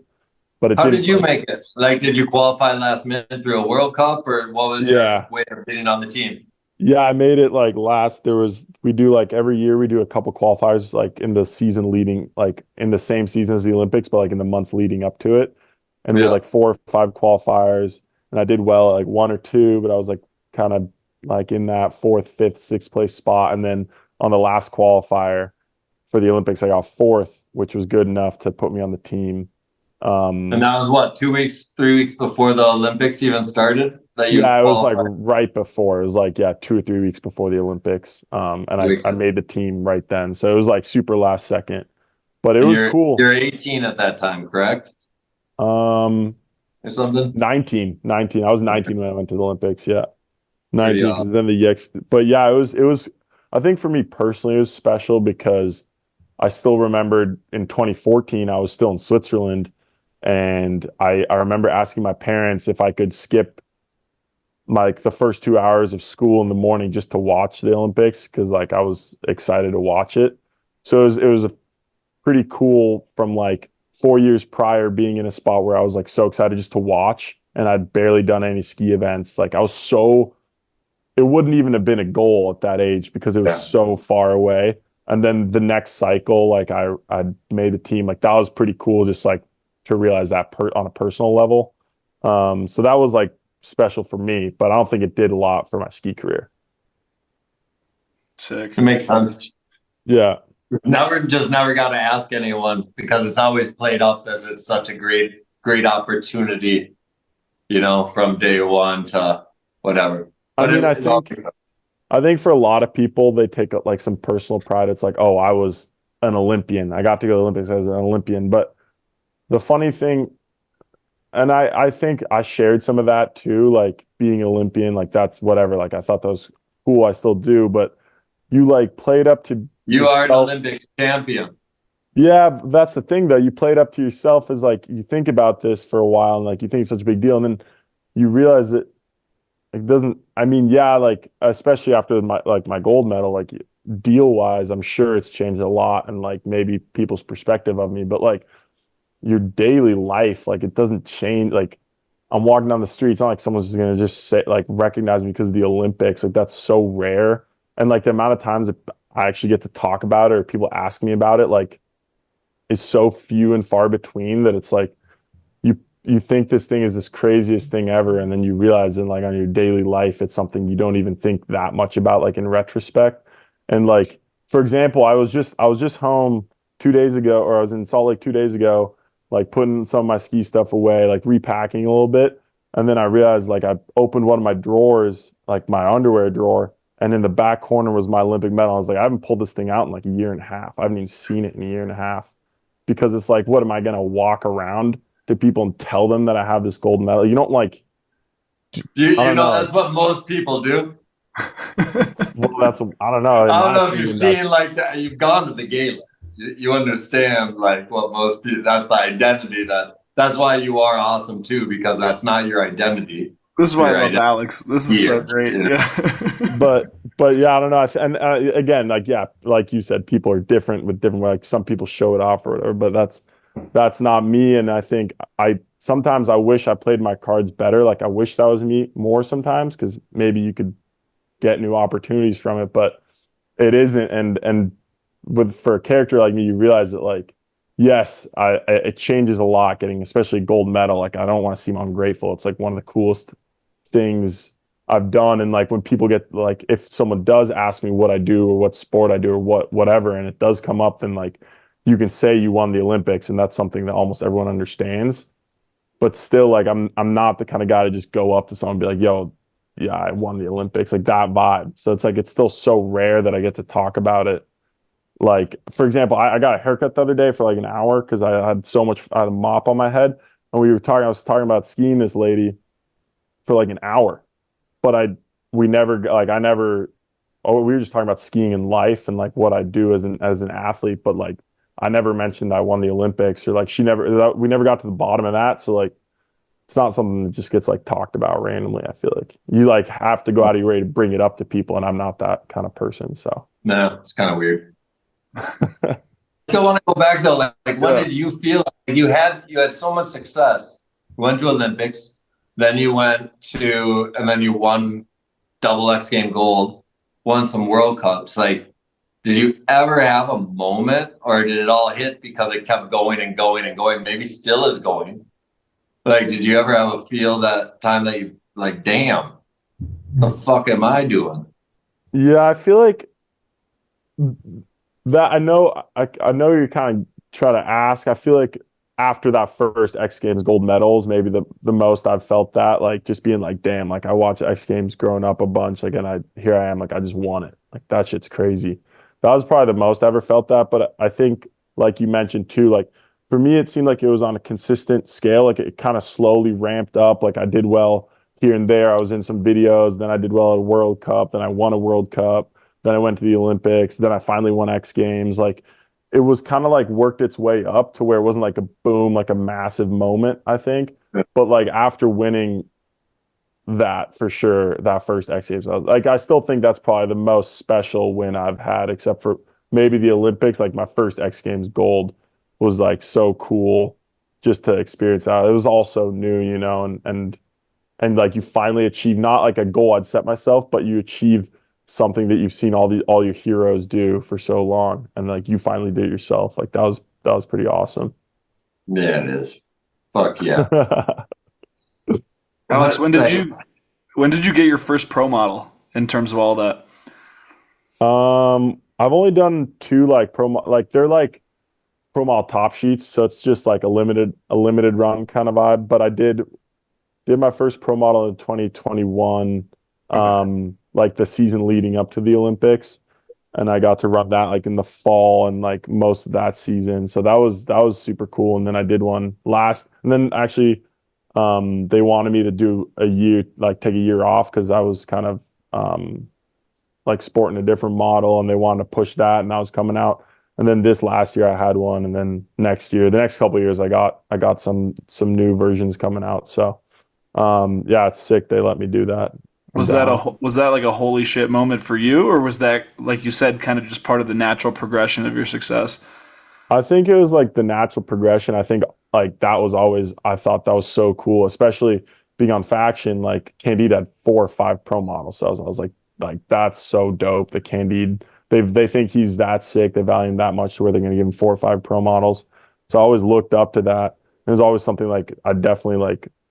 Not always, but like the last couple years before I got it, I was like, fuck, it would be so cool to get a pro model, like if they were down. And then when they were finally down, that was definitely a super special moment. And like it felt weird, honestly, at first. It still feels weird when like you're running a ski that has your name on it. Like it's kind of like a weird vibe, kind of like promoting yourself in a way. But I'm down just because I get to design a ski that I like fuck with, and I can ride exactly what I want to be on. So that's pretty cool. And I want to ask you something that this is a discussion people have all the time. So I would love if you had an answer for this.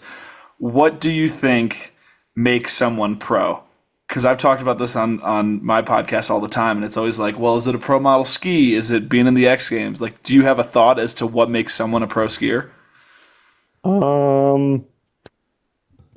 Yeah, I don't really give it too much thought, but I guess in my opinion, it's probably just if you like are making money and can like support yourself and do it like on a consistent basis without having to do too much other things to like make it work. I would say like that's kind of my definition of pro, but I definitely wouldn't say it's like, at least not in skiing. I don't think it would be like having a pro model or something. I think it's more like, I guess, a financially based answer there. So if someone's getting like a $10,000 contract a year and then working the rest of the year, are they pro? I don't know. You said use the whole word. I agree with everything Alex said. You're a professional. And if you're a professional, that means it's your career, most likely. Yeah. It supports you, right? You're a hobbyist. Yeah, but then I know that's tough because then I think of some of my friends who are like in that boat, and I would still consider them professionals just because they're like so good at their craft. But I do think professional is still like I mean, I guess I've never actually looked it up, but to me, in my head, it's like a financially related term is professional. More so I tend to than agree with that. Like it supports, like if you're a professional photographer, photography supports your life, you know? Yeah, that's kind of how I think of it. But obviously, there's a lot of like, especially in skiing, like so many gray areas, and I don't know, people have different Well, it's definitions. just tough because there's talent. And then if you're like comparing like the conversation in talent, it'd be like, am I more pro than him because I make money and he doesn't? Yeah. It's an unfair conversation. Yeah, Because true. it's like, when said and done, every paycheck you guys get, you're not really a professional because you don't work for that company. So it's not your boss. You're a subcontracted marketer for that brand, right? Yep. They pay you a check. You don't get your health care. You don't get shit. They can cut you at any time and they're hiring. But you're the best marketing company, Alex Hall, that anyone could ever be. So it's really, Alex Hall is an unbelievable marketing company to the ski world. Yeah. And that's the best definition. And that's what you get paid to do. That's what your salary is. Yeah. But if we're talking skill set, people just like, it's what's so awesome about freestyle because you can create your own lane, right? Mm-hmm. Like pretty much we're a traveling circus. So it's like you're all Circus Olay characters. And it's like, how are you going to go entertain? And then you do it every day. So you're entertaining through a contest at a resort that pays you to be there, you know, to get exposure, and you're marketing that resort, or you're entertaining people through a video to show products off. Yep. So I don't know, it's interesting. I like that conversation because it's really fun. I think once every skier knows they're a marketing company, especially kids that aren't getting paid more than they're looking to become a professional, they'll understand what their lane potentially can be. Yeah, totally. I mean, I think especially with this day and age of like what media is, the internet and all that stuff, like there's so many different ways to approach, like you said, pretty much being a marketing company, that like it really isn't skill related anymore. Like there's some of the best skiers I know are maybe don't get paid at all, you know, but it's just because they choose to do things in a different way than someone else does in terms of a marketing perspective, which is totally fine. Like obviously people should stay in their lane or like not stay in their lane, but they should do what they want to do. And just some people are better at potentially like exploiting this marketing aspect of our sport or whatever art form you want to call it. And like a good example, for example, like is Alex Hackle was like in the Eat the Guts movies, filming street, whatever, probably making zero money. And now he's like taken to try and do more like, I don't know what you want to call it, but the influencing, like the social media stuff. And I'm sure, I mean, I'm not positive, I haven't asked him, but I could almost guarantee he's making way more money now than he ever has when he was on the US team or competing in World Cups or filming the best street segments in the world, where now he's still filming video parts and that sort of thing, but he's focusing a lot more on social media. And he's just chosen to explore a different lane. And that's now he's what I would consider the most pro he's ever been, even though what he's producing is maybe not on as high a level in a grand sense. Actually, that's the wrong way to describe it, but it's on a different level. But in terms of what I consider like core raw skiing, it's not on as high level. But for the general consumer, he's nailing it, you know, and killing. And I think people like I see him get like people, you know, talk about him weird, whatever. But like I have mixed opinions too, but I respect him for it. And I think it's sick. Like he's getting to ski all over the world, doing what he wants. He clearly loves it. Like I love hanging out with him. He's still the same guy. He just chooses to like portray himself differently and kind of use the internet to his advantage. Well, he realized he's a traveling salesman, right? Yeah.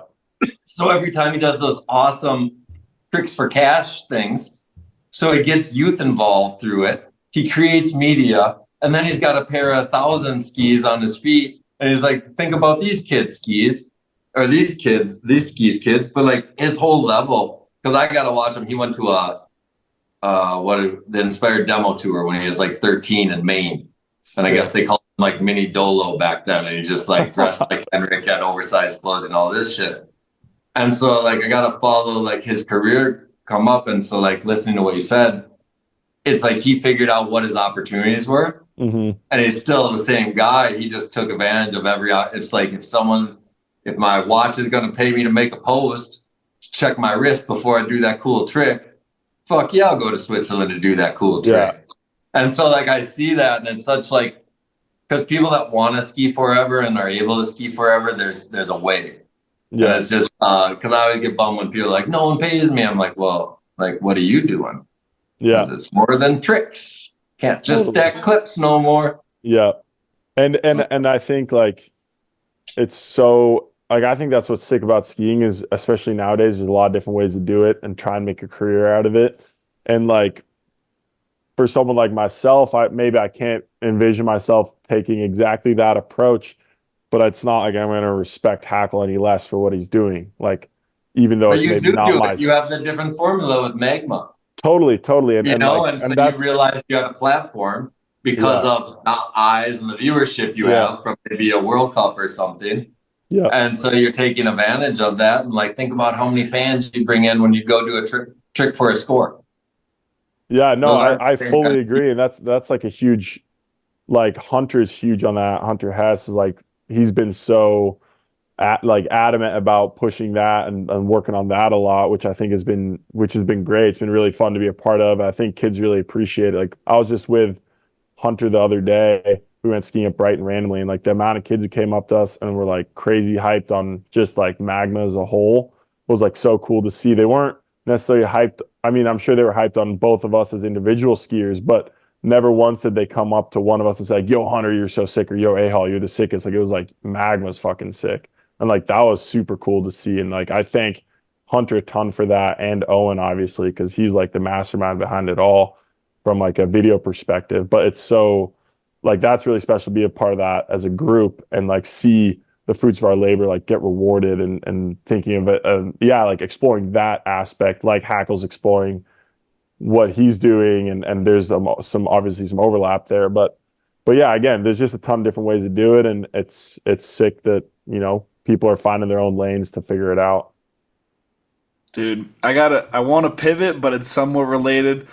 Okay, so when Iberg and I did our episode, Alex, I'm not sure if you listened, but we were talking about how if you wanted to be, you could be like the tall, handsome, rich villain of skiing, or maybe you just lean into some of those. Not even a villain, just GQ, man. Yeah, just GQ, like the handsome. Like I don't know you. This is like our first time ever having a conversation. It's fucking awesome.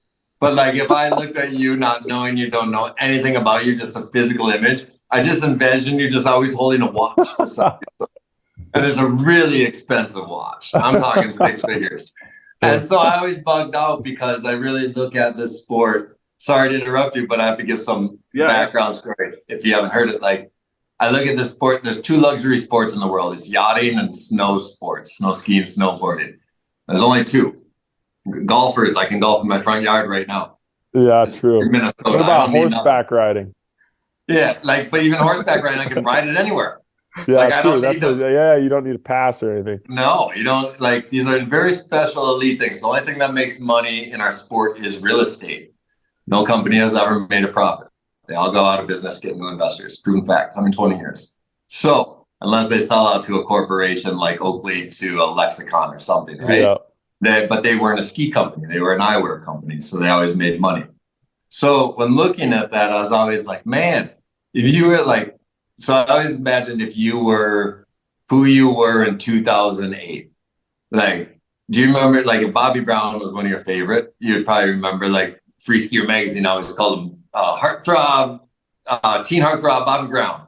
Yeah. So they coined this when he just dominated. And I was like, yo, you're like the second coming of crack of Bobby Brown for the sport. You know, you're the guy you want every daughter to walk in the country club with. You know, like, and so I always just laugh, and that's my outside perspective. Oh, that's funny. Because I was like, it'd always be so funny because I only look at, because I go, who do we market to? You know, like, because it's kind of taking a step back now for a long time. And I'm like, well, we kind of just entertain people that have a lot of money.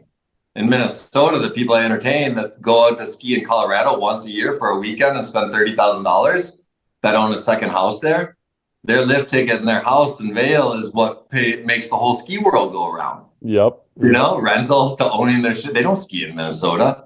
So the kid at Highlands that gets the pro form or like ask for new skis because he delammed his skis or broke his edge, don't get it. She puts companies out of business that we support. Ain't true, no one want Alex Hall to ski on fucking concrete. You know how many people have to answer customer service, they're like, my ski broke. They're like, what'd you do with it? They're like, I wrote it down concrete. They're like, it's made for snow. It's called a snow ski. They're like, I bought the Alex Hall ski. Yeah, it's true. So when I always look at it, I'm like, wow, we're the least element that is the least common denominator for everyone who participates. But for everyone who participates in the sport of snow skiing, they want to be us. Because you're living on the road, you're like living the life, you're traveling like a wealthy person wishes they could travel like. You stay in their houses every day, and their when they Airbnb it for $5,000 when your sponsor pays for it at night. So you're living in all these people's second, third homes that they actually own, but you're actually living your life. They're like, no way, you ski? Yeah, no, it's true.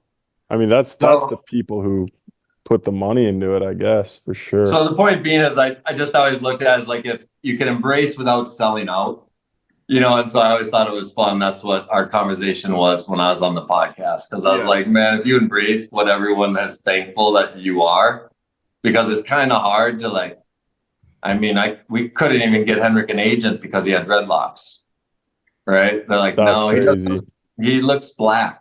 And I was like, what did you agents say? And like, he'd be so much marketer if we could like get his haircut. And I'm like, we'll go solo.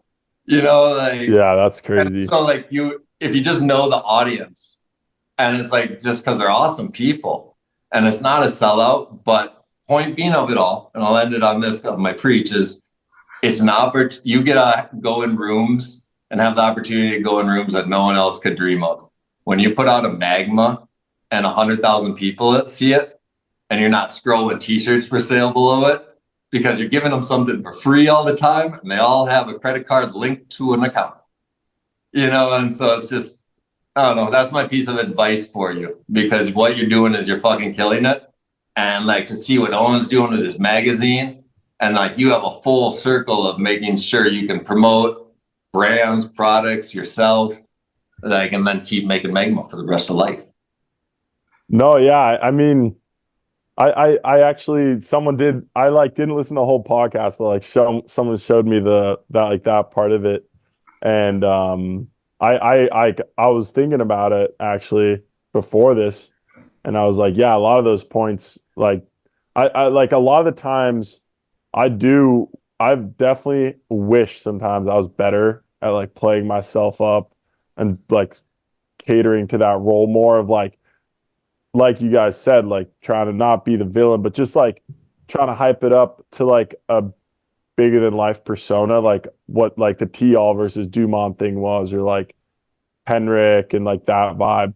And I guess it's just, for me personally, it's just not who I am. And I like wish it was sometimes, but I think with like the position I'm in, at least with like the people I get to surround myself with, the lifestyle I get to live, the money I get to make from it, like I feel like I don't want to settle for like being content, but I am content, and I just find it hard to like play up to that, even though like, yeah, again, I wish I was better at it, because I think there'd be things. And so, you know, man, you're young, and it's just more of that, just like I say, take business and accounting, but they suck. You know, but at least someone's saying take advantage of that universe. And that's the point of this show too, this podcast, was because like, it's like, there's so many opportunities our generation really threw in the trash. Yeah. Right. Because there was money coming in from these ski companies. So the amount of like not looking at opportunities, or fuck you, I'm as big as you, or whatever it was, there's so many missed opportunities. Totally. And so now there's less money coming in from the industry, but the opportunity that this industry gives to everyone that's part of it is crazy. Yeah. Like, I couldn't go to a golf country club growing up, but then now I'm going to every gated community in the world. So and that's all from twin tip snow skiing. Yeah, yeah. Oh. I think no, and I agree. I mean, I feel like for me personally, I've tried to. I think the word sellout is like so general and like it's so hard to pinpoint what being a sellout is, especially in this day and age. And I've like a lot myself. I've been like, oh, I pride myself in like not being a sellout or whatever it is. But like I've been trying to find like at least for what's comfortable for me, like a middle ground to where I do some of the things that like cater to a role like that or like do a company brand or some branding like that that I feel comfortable with and almost like push myself in that sense because I'm usually uncomfortable with it because like I have friends who like I have friends like I love like the perspective I get from my friends that I grew up with in Switzerland who all now work regular jobs because they just skied a little. It's so refreshing having friends who are completely removed from the ski world because they put a lot of things in perspective and they make me realize that like I should be taking, even if like, fuck it, if someone says, yeah, that shit's sell, like you taking advantage of an opportunity that presents itself to you. So I've been trying to get better at like find a middle ground I'm comfortable with between those two realms of like no sellout, some sellout. Where's the middle ground? What do I like? How do I want to portray myself? And I think like I learned a lot from like what came with the Olympics in terms of like the media before and after for the short period that it came with. Like some of the things I feel like initially I would have said no to or not done, but I pushed myself to try and kind of accept and like take the opportunity to like seize the moment because it only comes maybe once or twice in a lifetime that you're in a position like that for like that given time period. So Those are so tough though too though. You're so young and then because you have to say yes or no that moment, you have like your realistic window of even thinking about if you should or exactly. shouldn't. It doesn't exist. Yep, and that's super true. Like, and I felt that a lot in those like months leading up to and after. But yeah, I don't know. I use my best judgment, like use the judgment of my friends and parents and family to like try and help me out. And like for example, Hunter is like honestly the main guy I talk to. And if I'm like, dude, I got this deal or whatever, like I don't know, I can't tell if like I'm down or not. And he'll be like, nah, don't do it. Or he'll be like, yeah, that's like if you're down with it, like that's sick. Go for it. Fuck it. What other people think. So like having people to mentor me and help me out has been huge for me too. Like gathering opinions from other people. I think because I rely a lot on other people as well. So just like kind of crowdsourcing to try and understand what I want to do with my career. Sounds like pretty awesome, like to actually have a mom and a dad and friends. So you don't need counseling that much then in life if you got those things. I mean, I try to use those resources as best I can because they're the people who've helped me the most in my life. So Alex, what has the response been from the Montclair sponsorship, endorsement, whatever you want to call it? Because personally, I love it. Like seeing you and Owen and E-Cook in Aspen, like going on a shopping spree. That shit's cool to me because it's like a core person getting into the luxury realm. yeah, I just want to know your thoughts and like the response to that you got. it's honestly been really sick. Again, like that was a huge one. Like I was so torn on that one, skeptical at first, like not sure if it was something I wanted to explore or not sure about the outerwear, like whether I'd like it, whether I'd like seeing all these different questions. And it took like a lot of warming up to and like thinking about it. But it's honestly been so sick. They've been really sick to work with. Like all the people that I talked to there are awesome.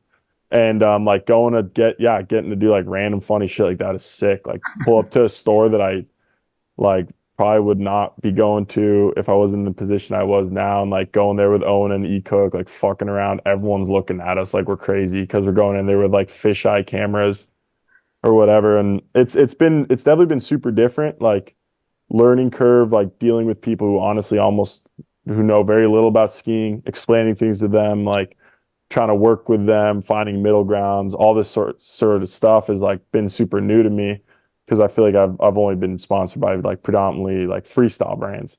So it's been interesting. Some of it's been awesome. Some of it's been, learning curve. Some of it I enjoy a little less, but all of it together, I mean, I'm super thankful like for the deal. I think it's been super sick. Like I'm hopefully going to be doing a couple like huge ad campaigns with them. So like that's back to that like I'll be looking like with some homie with a watch kind of vibe, like on some massive billboards in like Milan and shit. So like that'll be super cool. And like, that's an opportunity I was like, had to warm up to, but something I wasn't going to like pass up on. And it worked perfect with transition. I was sponsored by Spider. Things weren't going to work out there. It looked like with the company and me. So it was like it just like timing wise worked out. And I was like, fuck, I'm down to see what it's about. Like, Dude, why not? because I just want you to be the male Eileen Gu. I want you to be Forbes, Vogue. I want you to be driving Porsches. It's financially impossible. It's definitely financially impossible to get on Eileen's level. She's the third wealthiest female athlete in the world, or second. Alex Second, can do I it. think. Alex can do it. I don't think I can, but I also don't think I got that same like savage mentality she has. But Dude, just imagine the MAGMA Monday. You're driving a Porsche. You know, not even anything else. It's just you driving a Porsche. We could stage it all. We could rent a Porsche for a day, and no, I don't think that'll ever happen. But I'm down. I mean, I'm super down to like. I think I don't know. I'm like, it's exciting to try and do like some big campaigns with them. Like, it's honestly cool for myself to push my comfort zone, because like I've done a couple like more photo shoot style things, and I get super uncomfortable. Like, it's not what I do. Like, I just like to ski. I wear goggles and like no one sees my face. So like pushing myself in that sense is like pretty sick. And I don't know. Yeah, we'll see what it brings. But yeah, 3 years with them, so I'm stoked. Funny side story: after Tanner won his first X Games, GQ came to Mammoth to do a photo shoot with him. No way. So I wasn't exactly a GQ kind of guy. And we go to the photo shoot and our scene or whatever. But it's just like, dude, the shoot got canceled, I think, because he's like, this is so fucking whack. You want me to look like this at the camera and stuff? Like, hell no. So I get what you're saying, the uncomfortable idea when you don't think your pose is a dope trick if you land it. Yeah, that's smile and catch the light. That's actually such a funny story. I'm just trying to picture young Tanner doing that. It's so sick. Just smoking doobies, yelling at him with like bleached up. I don't think I'm as confrontational, maybe so, but it's gonna be. I mean, yeah, it's been fun so far. Definitely some out of my comfort zone shit that I've been doing, so it's cool. Yeah, that's so wild, dude. So what? Yeah, go ahead. You got another one? No, I was gonna ask you. So I got a bit of a theory working in my mind. How long have you been with your girlfriend for? Because it seems like it's been most of your ski career. Like 5 years. Do you feel like that's helped keep you on a good competitive path? Because I could totally see someone with your success and fame and wealth. Like if you were single, you'd be like, of course I want to do a photo spread. I'm trying to get laid, or like all this stuff. Like, do you think it's she or being in a relationship has kept you focused on like, things that aren't distractions from your mission?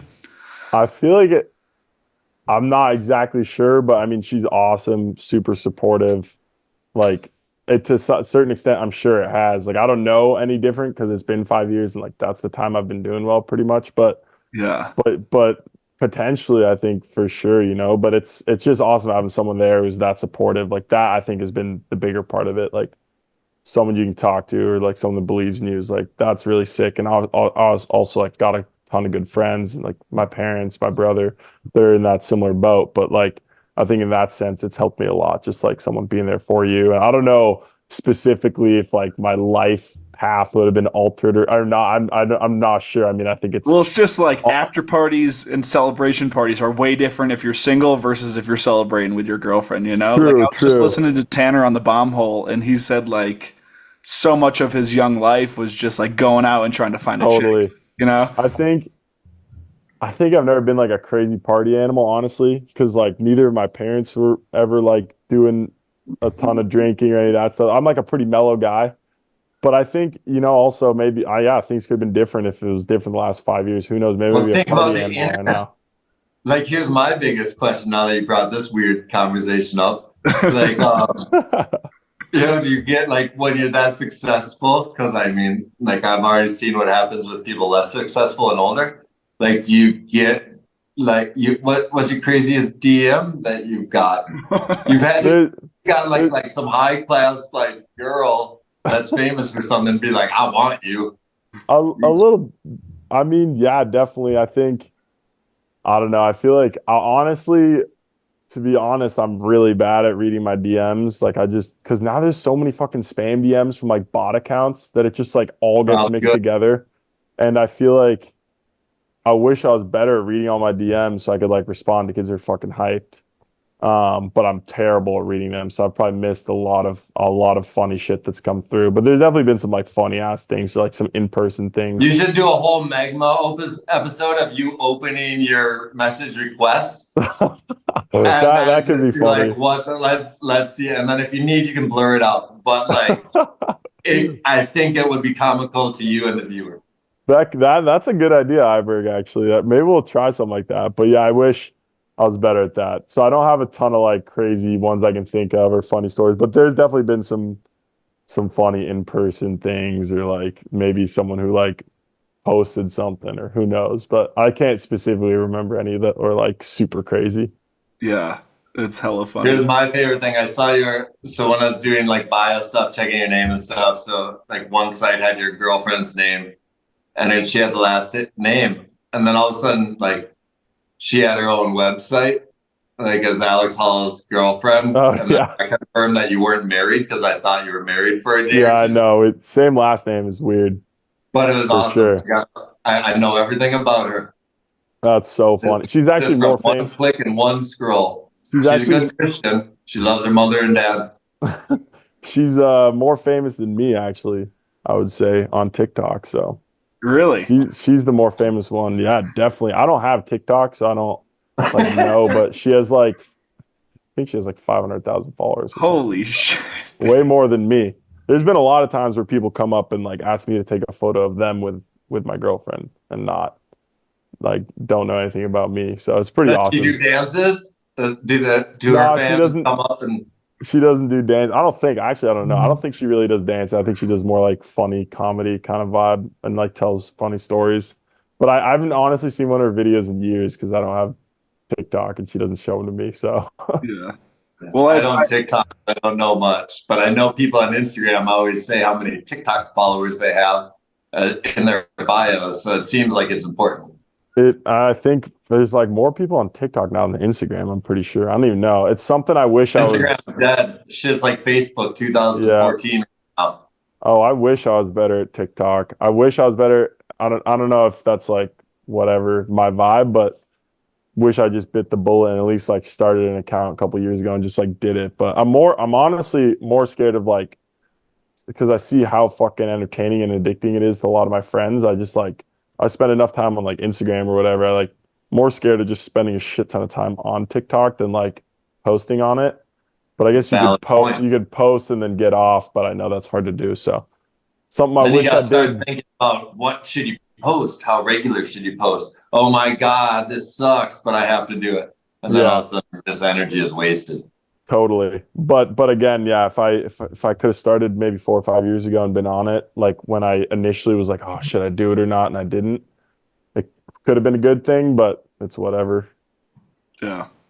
I got another pivot. Also, I appreciate you indulging in that. I've seen so many friends go to great lengths to try to find a girl that I feel like you already having that area of life taken care of has kind of kept you straight for a while. No, I definitely think it has for sure. Yeah. So The thing I want to transition to, and I feel like I've heard Iberg talk about this in the past somewhere, and this is something that somebody asked me, and I didn't have the answer to it.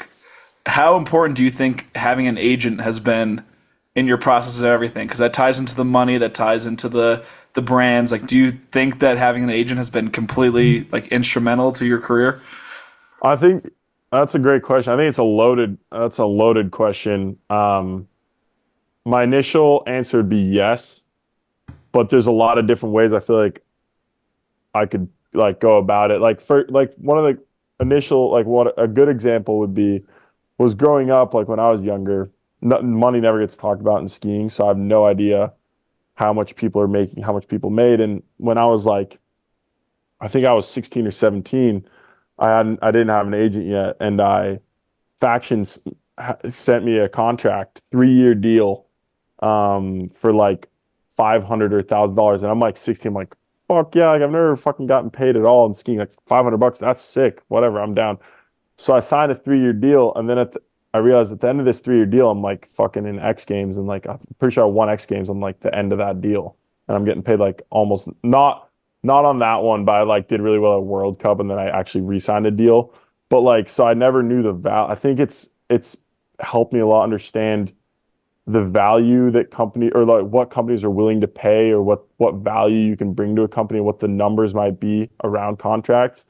In that sense, I think at this and in some sense, yes, like you do think you can do a lot of it on your own, like with especially with the internet nowadays, like you can so easy to find contacts, make connections.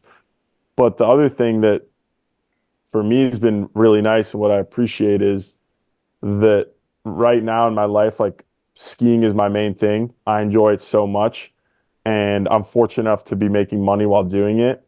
But I don't want that to consume my mind and be the main driving force in my skiing. And I think if I was handling all of my deals and financials on my own, like obviously I know how much money I'm making, how much is coming in. I'm deciding on contract numbers with my agent. But if that was like another thing I had to handle completely on my own, it would consume a lot of my time. And I think if I want to do it properly, and I think like having the peace of mind that I can really just focus on my skiing as much as possible, like that's been huge. And again, I think there's no right or wrong. I think there's a ton of people, professional skiers who make great money and they don't have agents. Like I think Nick Gepper doesn't have an agent, James Woodsey doesn't have an agent. And then there's a bunch of us that do have agents, and it's like some people like their agents more than others. Other agents do different things for their athletes. Some have more clients, some have less clients. Like there's so many different varieties it comes in. But for me personally, I think it's worked well because of the freedom it's given me to not think about the financials too much, which is an ignorant way to look at it in some sense too, to be like, oh, I don't care about the money, or like, not that I don't care, but like I don't want to think too much about it, is ignorant because I'm privileged to be in that position. But I think for my ski career, I'd say it's relevant because that's what, like, you're in a position, like I would preach to every ski kid. I'm like, unless you're making over $200,000, $150,000 from skiing only, then you need an agent.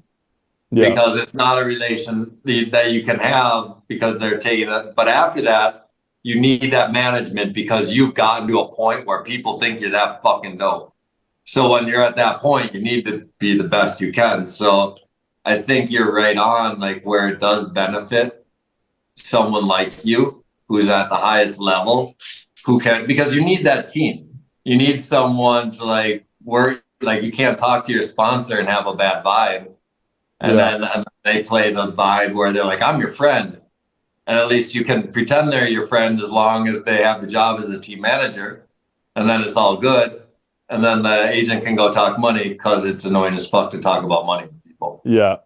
I think like for me, I'm at a point where I think I understand at least what the current state of the industry is in terms of like what they're willing to offer people, that sort of stuff.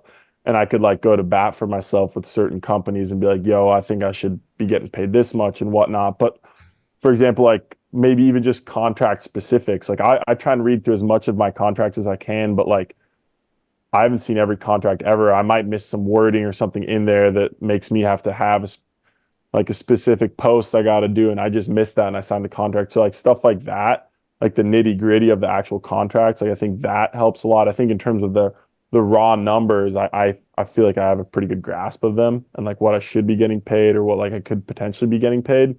But like the nitty gritty, and also I think finding new contracts or new contacts for new sponsors in this day and age is become easier and easier because of the internet. But also like, for example, like the Montclair deal, like if I didn't have an agent, would I have made that connection? Would I have thought of that brand? Like probably not. I'm not sure, but probably not. So like, I don't know. I think different things work for different people. And like, sometimes for sure, it's like, damn, like that person doesn't have an agent.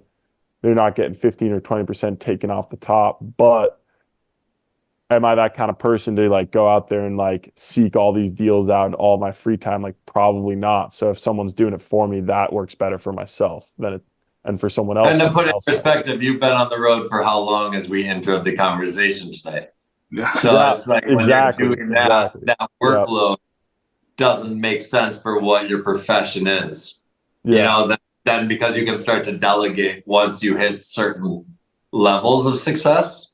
yeah, And so, yeah, that guy that maybe makes 60 less than you that doesn't have 20% taken out, man, your workload would be twice as much as him if you decided to take on that responsibility yourself. And then you're going to fail at what yeah. makes you money.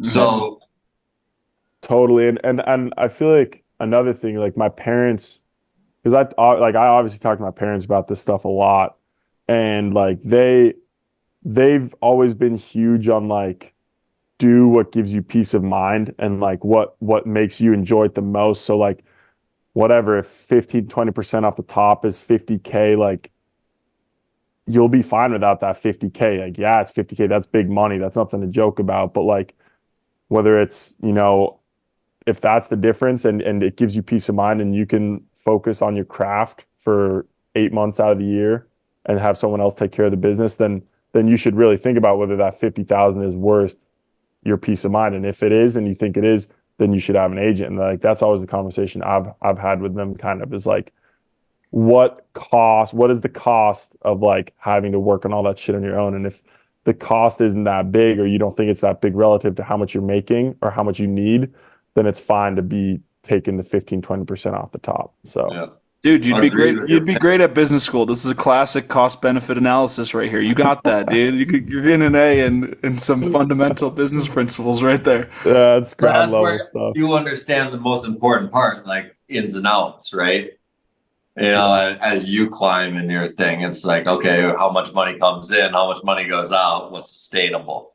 Yeah. Like just have those three basic things that's all you really need right now. Yeah.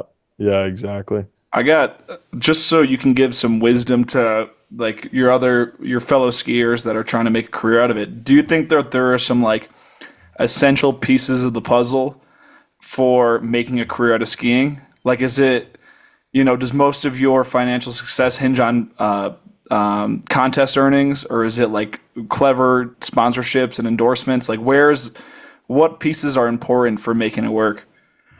I think one of the first things that like I always try and do as well as I can is like be good at communicating. Because like you could be the sickest athlete in the world and you suck at communicate or whatever, let's call it sickest skier in the world, and you could be horrible communicating, and a brand's obviously going to want to sponsor you because of like what you're bringing on snow. But if they have to like go through the extra length to make it work because you're not responding to an email for like 3 weeks, then like that's annoying for them. So if they're going to find someone who's just as good as you, but he only takes like a day to respond to an email or like a couple hours, like just shit like that, like communicating with your sponsors and the people around you, the people who help you in your skiing and your career as well as you can. Like I always try and do that efficiently, and it's really like not that much of your time. So like that's huge, I think, just making people want to like be around you, work with you. And then Side note, communication is the best thing for friendships, relationships, business, and everything you'll ever fucking do in your whole goddamn life. Totally. So, but I just wanted to interact. I agree, and like I don't want to preach either. Like I'm not the best at it, but I always try and do as best as I can. Like I'll try my best to like be on it, even if I'm slack. I'm like, fuck, I gotta do this quick, and it only takes like 30 minutes or whatever. So that's huge. And I think the other thing is like, this one's like super corny, but I think just like if you're trying to make it in anything you're doing, like fucking work hard at it and have a passion for it. And like I think that's that's what I love so much, especially by working with Owen and Hunter, that I see the same thing in them. Like we have, and I don't want to claim it, but like we have insane work ethic. That's why we make shit work. Like Hunter and I are on different competition schedules all season. Owen's doing his own shit. But because we love skiing so much and have such a passion for it, the work ethic we have to get shit done, I think is really high. And that's what's gotten us so far in skiing and so far with MAGMA is just like grinding shit out. Like if it's like, for example, MAGMA 3, I got back from Kimbo. It was like May 10th. Everyone else went to like surf or to Bali for whatever, a couple weeks. And we filmed MAGMA 3 for a whole nother month. We didn't get done till mid-June. And like even now, like Hunter Hunter was going to Mammoth for a camp. Owen was coming down here to visit his sister. And it was May. We've already filmed the whole movie and we're skiing longer than most people do, but we all still felt guilty. Like I felt guilty driving here yesterday. I was like, fuck, like there's still snow in Utah. Like we could easily go stack 5, 10 more spots if we wanted to. So like the work ethic thing is, I think what's maybe even bigger than like the communication thing. Like just like if you're working harder than everyone else or like as hard as the next hardest working guy, like that's what's going to get you far. Like, and like, but doing it because you love it, not for like other reasons. And I think like I can like honestly say that about Owen, Hunter, and I, and like why it's been worked so well for us the last couple of years. Mhm. Agree with Alex and say every person that you've ever seen make it, a Candide, a Tanner, a Phil, a Henrik, like it's 100% that. Like Henrik none of those guys had great communication, even until they were your age. Yeah. You know, it's like their work ethic overshadowed any communication struggles they had. But it is work, it's just work ethic.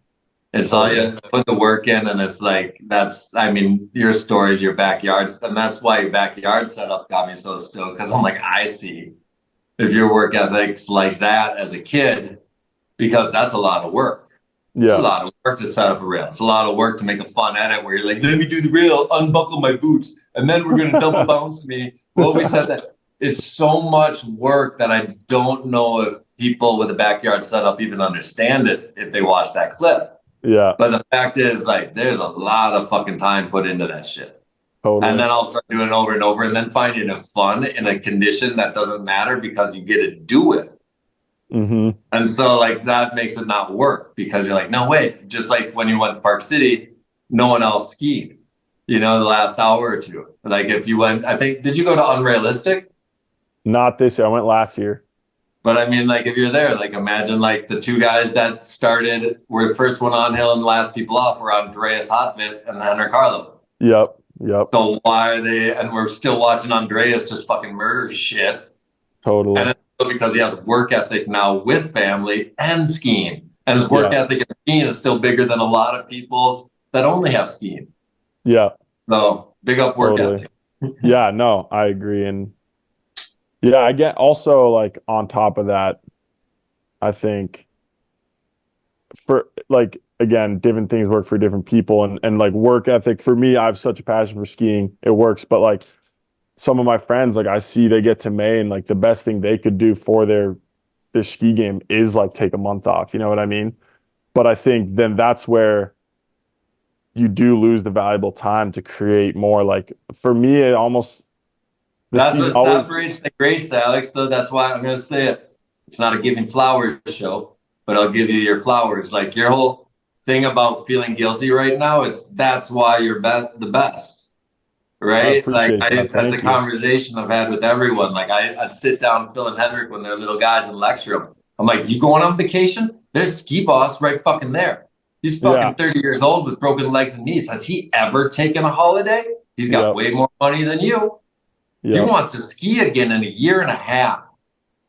And so they just sit there with their jaws dropped. And I'm like, don't take a And then I think Henrik took his first holiday last year or 2 years ago. Or Henrik's insane at that shit. It's so sick. He's just fucking skis. Same with Phil. He's taking his first real one like this year, and it was with the family to ski.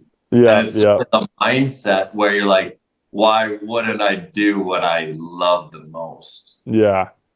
No, totally. And I think also like the work ethic thing is the dope thing about that is you're like, for me, for example, like this video we just got done filming with Owen and Hunter in Europe, I already like know we got really good clips and we're all really hyped on it. And like there's a part of us that was like, we already killed it. Like this shit's so sick. We know it's gonna be sick.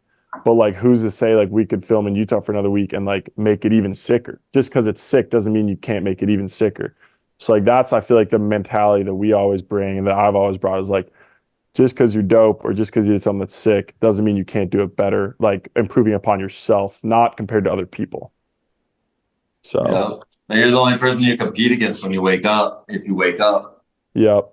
So so I think just fucking working hard at it. But that's I guess pretty easy cop out answer, but It's not a cop out. It's the easy truth that it's hard to swallow for most people. Yeah, it's really hard, like, to put it on the schedule, just do it every day. And you're like, well, I have to. And then your brain wants you to like make sure it's always I get to instead of I have to. Then it's fun as shit. Mm-hmm. Yeah. So I don't know. It's a very special thing, but it's a very easy answer to be the best at anything. Is like understand it's not something you have to do. Like if you ever have to go to the gym or like ever hate anything you have to do as something you get to do, probably shouldn't be doing it. True. So Alex, do you think that someone could make it in skiing and make it their livelihood without regularly being on the podium at the biggest competitions in the world? Like, can they do it without, beating you in competition, or do they have to beat you in order to make a career out of it?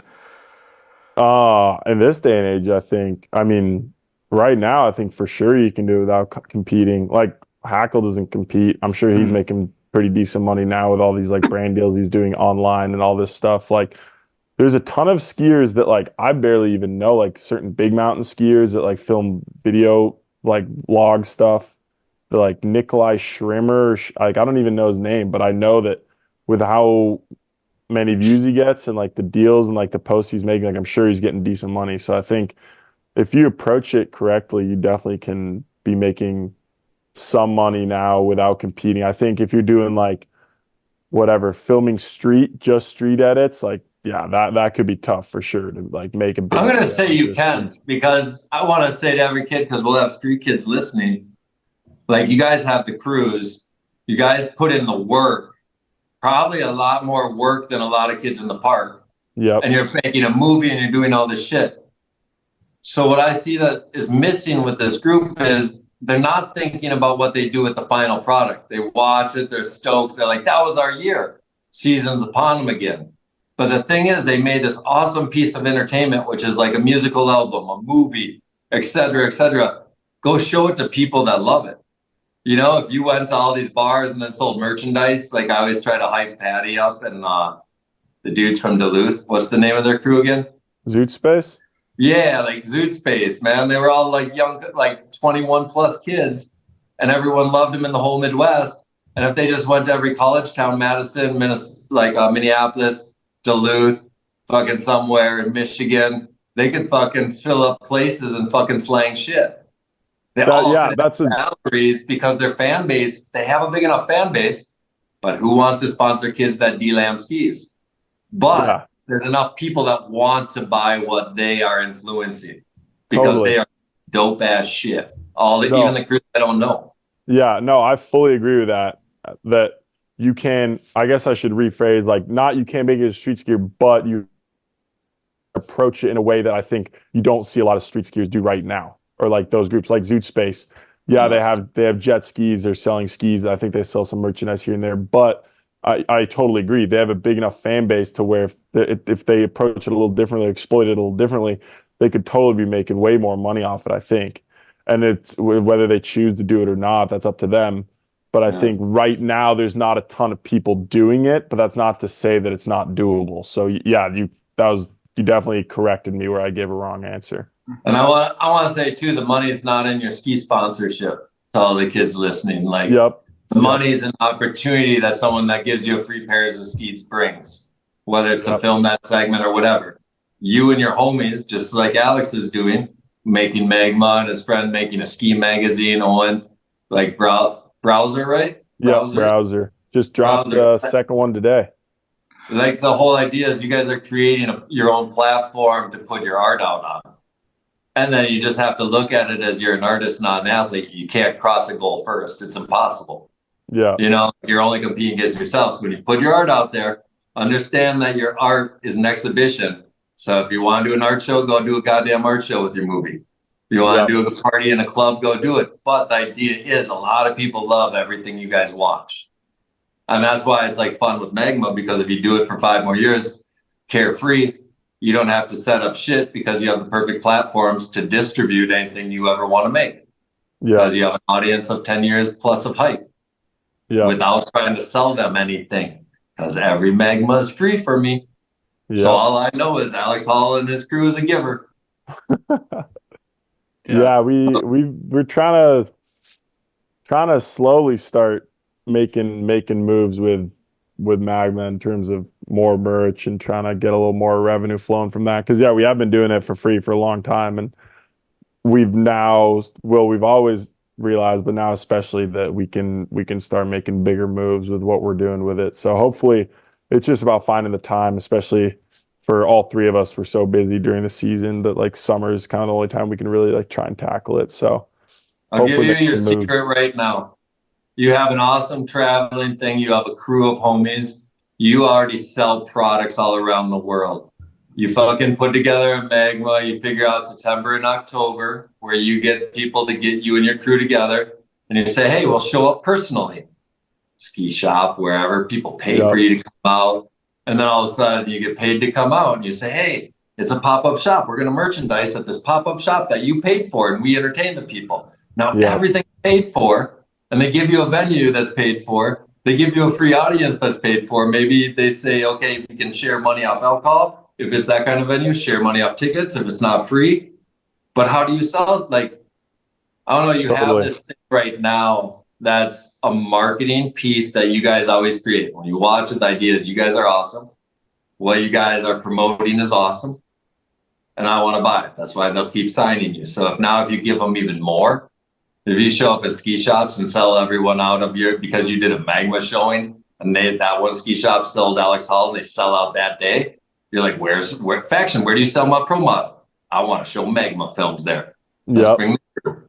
And then all of a sudden you have you prove to the marketing manager of those companies that you know how to move product better than them. And that's why you hire Alex Hall, the marketing team. Yeah, no, it's true. And like we've done small runs. Like we had did a couple premieres for MAGMA 3 last fall, and like we made some premiere specific tees and shit. And yeah, we brought like 100 tees, which isn't like a crazy number, but they sold out like instantly. Like that's what I'm saying. And then you figure out the way where you sell your products that you promote and endorse. Yeah. And it's not all internet posting. Exactly. You know, so then all of a sudden, and having every kid tell you how awesome you are is the bonus. That's what I always tell every athlete when I force them to do everything. I'm like, you really don't want to just go hear that you're awesome for an hour or two for a little recharge? Make a couple $1,000. It's pretty fun. Yeah, that's a fair point. Yeah. Yeah, dude, I was watching the MAGMA videos last night and I saw you guys wearing the hoodies and it's like, I wish I could buy one.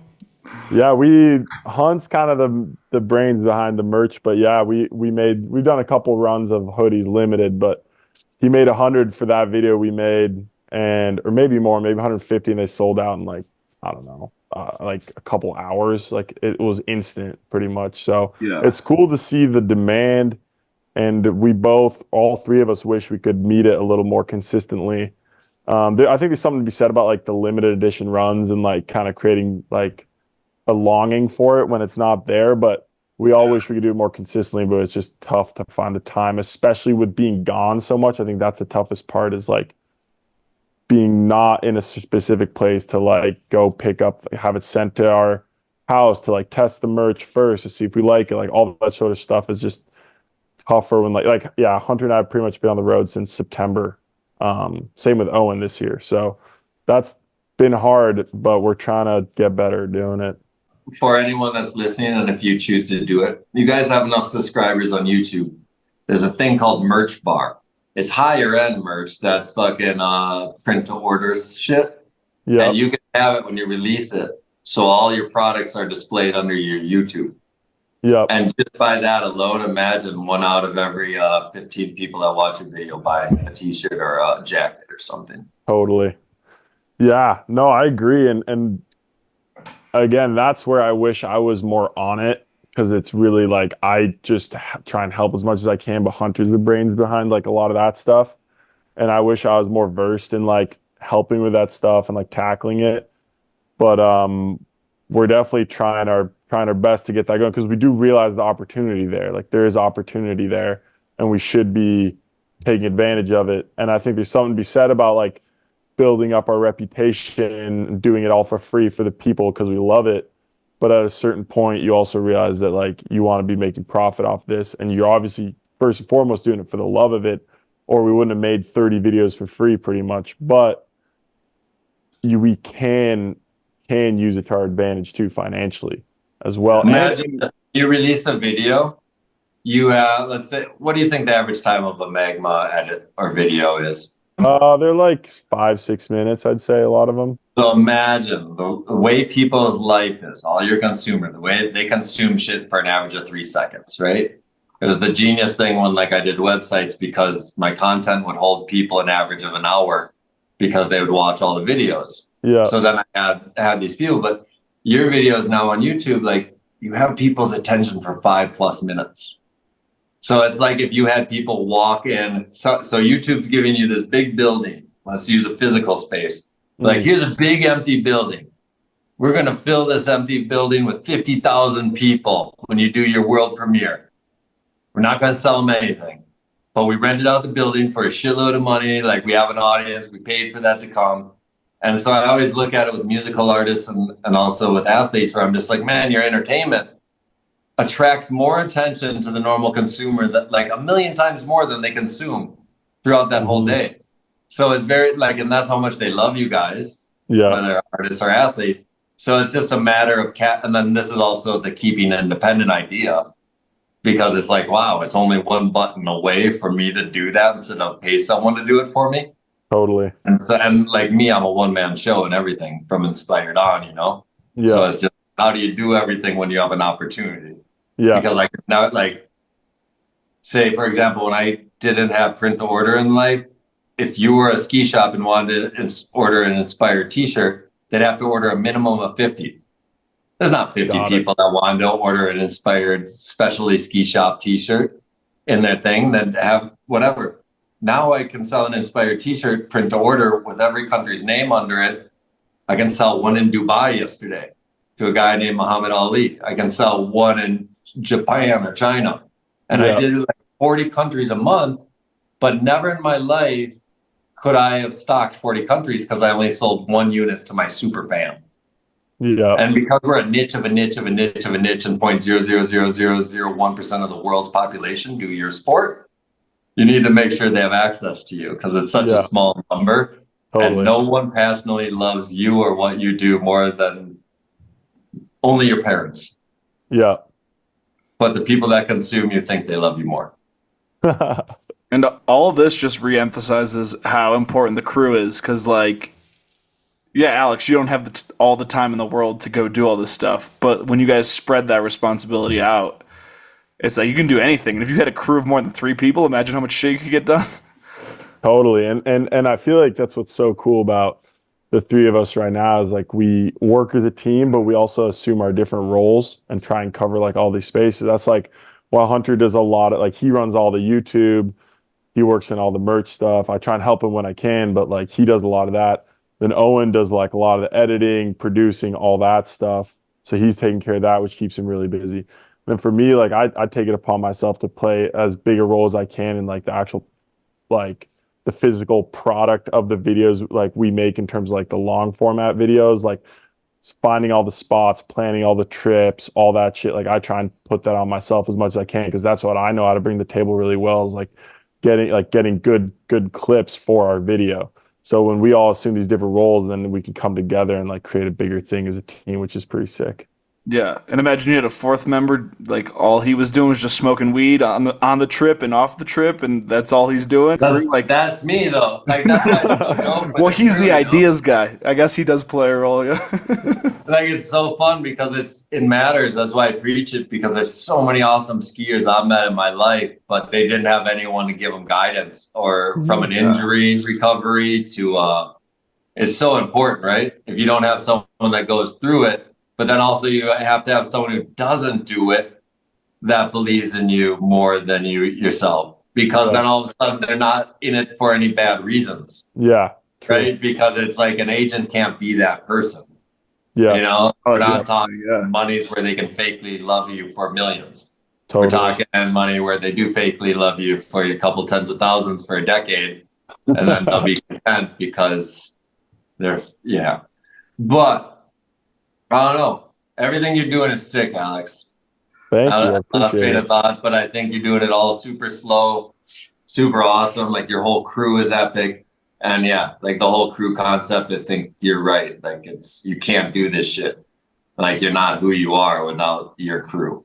Yeah, for sure. I think that's a good way to wrap it up. I think we should bring it home. That was a beautiful, natural ending. Iberg, you got any final thoughts? I mean, this was like 3 hours. This was sick. No way. Yeah, I think we're approaching 3, including the intro. But yeah, we're doing great. Damn. 1, 2, 3, 4, 5, 6, 7, 8 doobies. That's how you know you wrapped up a good session. Yeah. Fuck yeah. No, Alex, it was a pleasure, man. It was nice to talk to you for the first time, other than just like seeing your name and like pop up and like watching you do your skis and your weird grab that I'd call Turpin. I'd be like, Turpin, he's weird like you. You know, so like I love it all, man, and everything that's different and makes like even myself create an opinion about you without knowing you. That means you're doing something awesome. Yeah. Because I don't know. I always made a thing in life where I'd say if I put it out there, I want them to love me or hate me. But there's a million people that do what I do or don't care what I do. So let's make sure that my art like makes them have a feeling. So your art's giving me a feeling. So big up yourself on that. And thanks for your time today. Thanks, man. I appreciate it. It was an honor talking to you. You're a legend, juggernaut. So I learned a lot from this, and I really appreciate it. And thanks for having me on, both of you. That was a really, really dope conversation. It's fun. It's crazy what 3 hours could feel like. Yeah. When you're having a good chat. So thank you. That was great. Yeah. So you want to plug anything before we go? Seems like you got a video coming up in the fall. Oh yeah, that'd be sick. Thanks. Just shout out to, first of all, my fam. They're just day one. So, but that's the main thing I want to say. And then for the fall, I got Hunt, Owen, and I filmed the video coming out some point. We spent like over a month in Europe. We're really hyped on what we got. Not sure what we're calling it yet, but we're working on it. So stoked for that. And then I filmed the faction project as well, which is all going to be all POW clips. Filmed that during the season. That'll be coming out, I think, in the fall as well. So yeah, I got 2 projects coming this next upcoming season. And I actually haven't really seen much from either of them, but I'm stoked to start working on them this summer. So well, if you get your project done, I'm doing MidwestSkiers.com presents the Inspired Film Festival at Highland Hills on September 7th, and it's free. And so we're expecting 2,000 people on the face of Highland Hills just to show ski movies. So if you want to do anything, I told Owen. But that sounds super sick. I know that all the boys would be hyped on that. So as long as we can get it done in time, I guess that's mainly up to Owen, but that would be really fucking dope to be a part of. So thank you for the invite on that. Oh yeah. Well, thank you, Alex. It's always great talking to you, dude. You're awesome. I was so stoked that you wanted to do this, and we appreciate glad it worked out. Appreciate it, guys. Hell yeah, man. Thank you. Chat. Have a good one. Yeah, take care. Yeah. Peace. Peace.